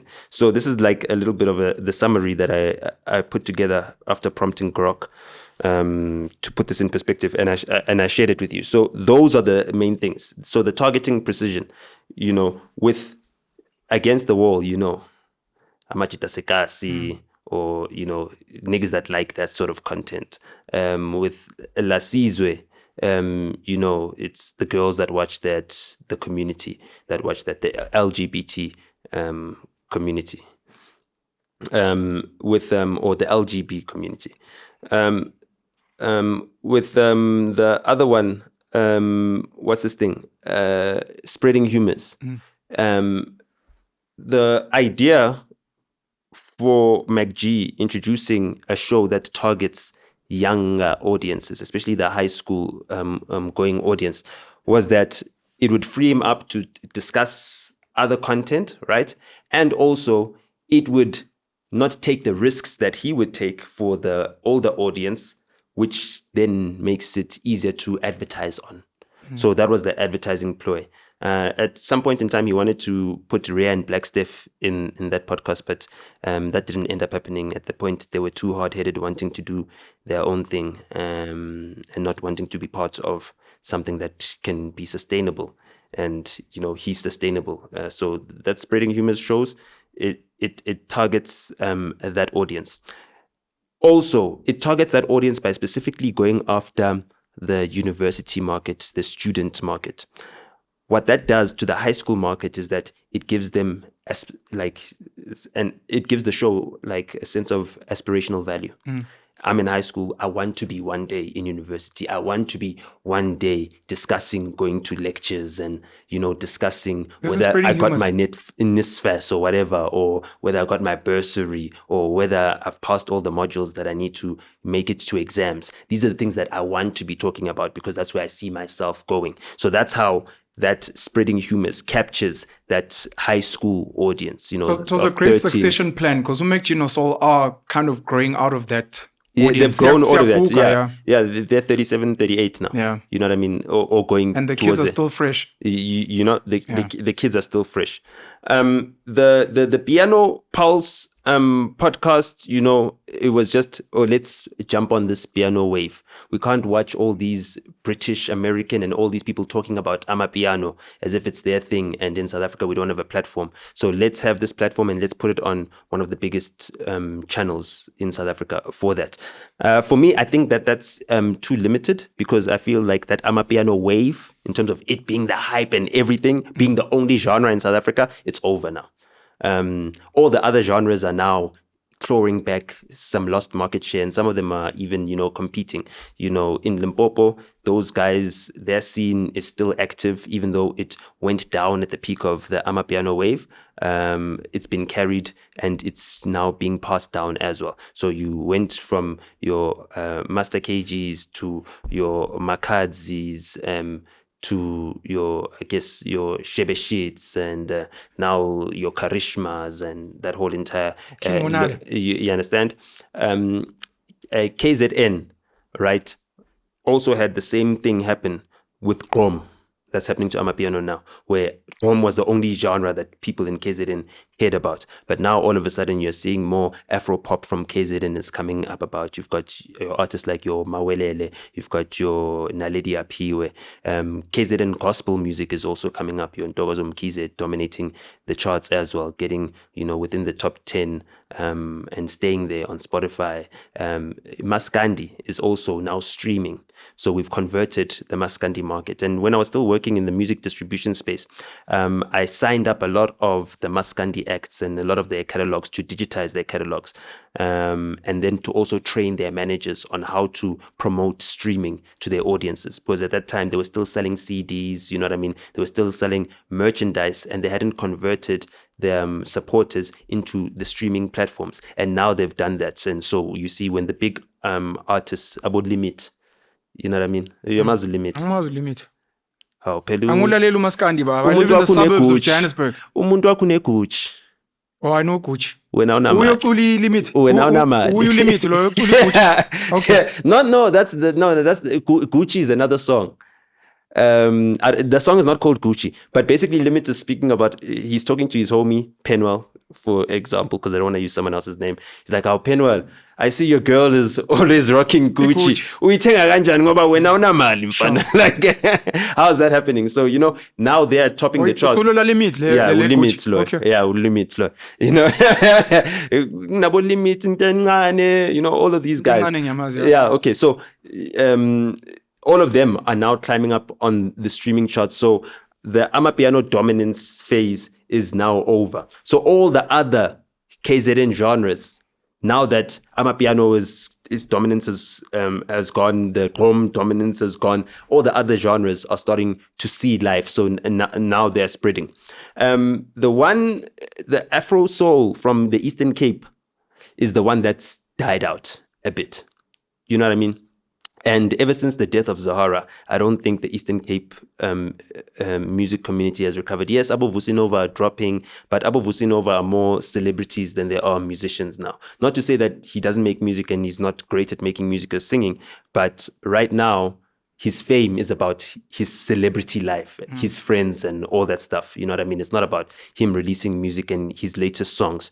So the music making culture within the Eastern Cape is practically dead. And that's also because the economy in the Eastern Cape is also dead. So you don't find artists that are staying in the Eastern Cape thriving. Whereas in KZN, you can thrive and stay there. In Limpopo, you can thrive and stay there. Mpumalanga also has a similar problem where the guys need to come in to Joburg a lot of the time. The Northwest has completely died. So, and also, I forgot her name, but Mangope. I forgot her name. Is it Rosemary Mangope? Please Google the name Rosemary Mangope. But she resigned from CEO position at the National Arts Council. She passed away this past weekend, and I saw a funeral service. National Arts Council CEO. Yeah. So if you look at her bio, she basically raised up that whole entire. She created something called Mabana, which was basically Sesame Street for Botswana. Okay. So it was an arts and culture, cultural preservation, early childhood development program. You know what I mean? Where they'd create like arts and cultural programs to teach little kids, to introduce them in schools and stuff like that. They'd have singing contests. And that's what produced the Stone Siates of this world. You understand? That's what produced the WHPs of this world. That's what produced the Crowded Crew, KB Motselenyane. All of those people that came out. So Mabana, Arts Cultural Centers. Yeah. I think she was also a member of Action SA, is what they're saying here. Yeah. Rosemary Nishebo, I don't know if I'm pronouncing it correctly. Mangope, the queen of Bahurutse, Bomanyane. She passed away from cancer. Okay. Yeah, it's 65, so still pretty young. So, with losing people like that, that really held down the Northwest, all you're left with now is Kudichan and Casper Nyovest. You know what I mean? And they're in Joburg. So the Northwest is dead. All the big stars have moved out. With Durban, right? Durban hip-hop is dead because all of them move up to Joburg. So the scene back home gets left desolate. Blackie is in Joburg. Nasty C is in Joburg. Usmamane is in Joburg. What's those other guys? The 10 of them. The Koilas are in Joburg. There's 10 of them. Seriously. Sure. There's 10. You know what I mean? It's like the original squatter camp. So there were 10 of them as well. So all of these guys within this space, right, within the music space, are assisting us in creating regional scenes. The Western Cape doesn't have a scene anymore. It's got a live music scene because it's got some of the best live musicians, some of the best music schools as well. But it doesn't have any stars that it's producing that are making music from the region. The Eastern Cape also, lots of vocal talent, singing talent, writing talent, but it's not producing anymore because it doesn't have any stalwarts to lead the movement. So that's an existential problem for Piano Pulse, to focus on just one genre when the country is moving on from just being focused on one genre. The opportunity there is to be the platform that says we speak about South African music because South Africa's got so much music diversity to offer, so much rich culture to offer, and we're now giving it a global platform because we've got a platform that's got 1.5 million subscribers and it's got viewers from all around the world that watch on average for 24 minutes, and we'd like to sell more of that. That would actually help them to grow past needing to bring reason in for publicity stunts and stuff of the sort, and it will give them the credibility that they need. So that's the one thing. Lasizwe himself, has been This guy killing doesn't YouTube. stop talking. I don't know. I just wanted to break down like all He's these going things that you through just all mentioned. of the channels now. I have to break it What down happened because 15 minutes? It's been another 50. Sifake namanye amakhadi once. so Lasizwe, I just really to my podcast buka 17 minutes, 20 Yeah, minutes. so- Abantu so- angeke bafike la. bazofika. That's why I wanted to shut it down and shoot again. I like the comments where they say I watched it until the end. What do you I mean shoot love those again? Part comments. 1, part 2. No, Oh, not part 1, part 2. I asked him, there were points here that he didn't go through. Yeah, I will go through those points. We'll go I through mean, those- Nkatele, Baba. After we'll go this, through we're going to those have to points. shut it down. So, I mean, the Lasizwe one. I asked such lacquer questions about cases and black people and Abelungu. Look, man, if Man, we just going through all these podcasts if we and had- we're giving them unnecessary spotlights as well. We already gave them a shout out. you know what's the most important thing for you right now? For you right now, You're not going to carry on with them, ne? This No. is your last point. yeah. For you right now, 1 is minute. to be layouting an one. So 1 minute. So the best thing about you and yourself as a practitioner is that you're very competitive. You're hyper competitive. And also comes from having brothers as well, especially brothers who are close to you in your age. You need to be competitive. You know what I mean? Otherwise, one day Penson's going to have a bigger plate of porridge than you. That is also another thing that is missing in the space, is that they are more envious than competitive. So it's all about hating the other people in the space than actually looking at what other people are doing right. So us having this discussion right now, Yeah. we don't care about whether we're bigging them up, because we just want the space to get better and the space to get more competitive. Because right now we're playing in Mvela League and you want to play in the World Cup. And unfortunately, you can't be the only team that plays at the World Cup. So if you want to play at the World Cup and there's no other teams that are ready to play at that stage, you need to now be a coach. You need to now form your own FIFA. You need to form the league and train everybody else within the space. And now you've got other people to play with World Cup. Just the same way when Penson came, he didn't know how to play cricket. He didn't know how to bowl. You know what I mean? And now you can't be the only brother that bowls the whole entire time because all this nigga can do is bat. You need to teach him how to bowl. So we need to teach these other guys how to bowl. We need to teach them how to field. We need to teach them the sensibilities that make the media space so lucrative to people that know what they're doing and know how to communicate with an audience, right? And create a credible relationship and create trust. So now that we're at the space where there's trust, there's also competitive spaces, right? You also need to understand it's work that you've been doing yourself as well. You know what I mean? I do it myself and I speak about it because I like to speak about the things that I'm doing. You don't speak about it. But look at it right now. This work that we've been doing, that I've been speaking about, that you've been keeping quiet about because you just want people to notice it and you don't want them to actually see the vision, has now resulted in the biggest platforms, or however, so many platforms have been captured, so to speak, by DSTV. And guess what? Independence is still standing. It's still diverse. There's so many players in the space. We're missing nothing. Do you understand? And that, for me, is the greatest thing possible. Okay, we can close. Yeah, is that I wanted to help MacG. No need to- Yeah, I'm Capilla. closing it. I'm Oh. closing it because you wanted to make this. I wanted to help MacG get to a position where he's difficult to capture, and then I also wanted to help the space to get to a point where once or if MacG is captured, the rest of the space will still be intact, and I think it's mission accomplished. Please don't interrupt me. Please don't interrupt me. No. You haven't interrupted me. Thank you. I gotta give you the same grace. Nota, thank you very much, man, for sharing all your knowledge. And you've been doing this from the get. People may feel however they feel about you. There have been times when you've annoyed me a lot, and I've at the time decided to stay away from you because I was just annoyed. But one undeniable thing is your passion for knowledge and information and sharing it. No one can take that away. So thank you. Thank you. What makes people like you, DJ Sbu, and myself different is we love sharing knowledge and information because we want people to learn.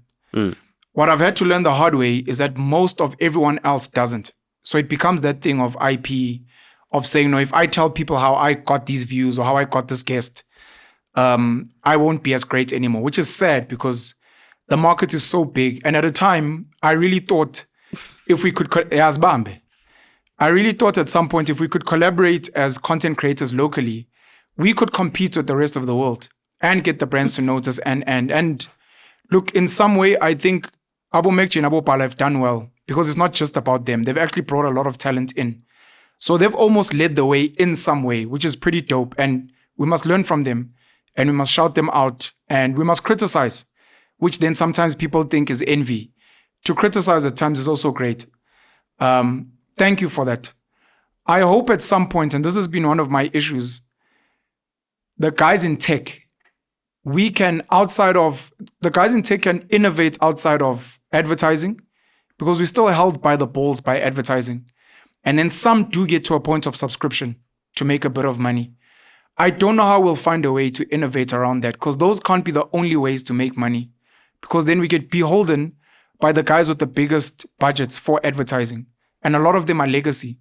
And that's why a lot of them still work with the same guys they worked with when they were still kids, when they built these industries. And today we're begging them, which we shouldn't be doing because there's young kids who are in those spaces who get to make a few decisions. And they still, for whatever reason, don't make decisions that favor us. So we need to have greater conversations in that regard. You're not allowed to speak. That's the end of the conversation.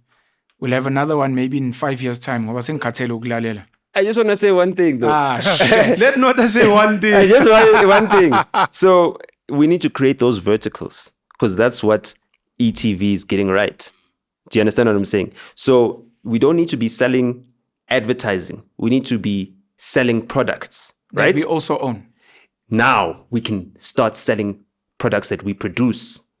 So at first, how do we have the conversation with DJ Sbu, Megji and them so that we have more fire, grandeur, or Talipan and Spaza Eats, and we all wearing to Netrip and Makros? Like, how do we integrate and own equity in them so that we're all winning? And again, it's not this thing of silos. And we don't understand why the Jews and the Afrikaners and the Indians are winning. It's like, it's because they all own stakes in each other's things. That's why when I'm marketing, it's not only that I'm getting paid to market, but I also own like a 2%. So I've got a vested interest in the success of this thing. How do we get DJ Sbu and McG to sit down and realize that they both sell aluminium cans? I think that is how we should close it. They're not selling More Fire and Chili's Punch. They're selling aluminium cans. Drop the mic cans. to Tula. There was a nice moment there of saying, bye, guys. Can shut it down? With your permission as the guest, since you're a VIP, apparently.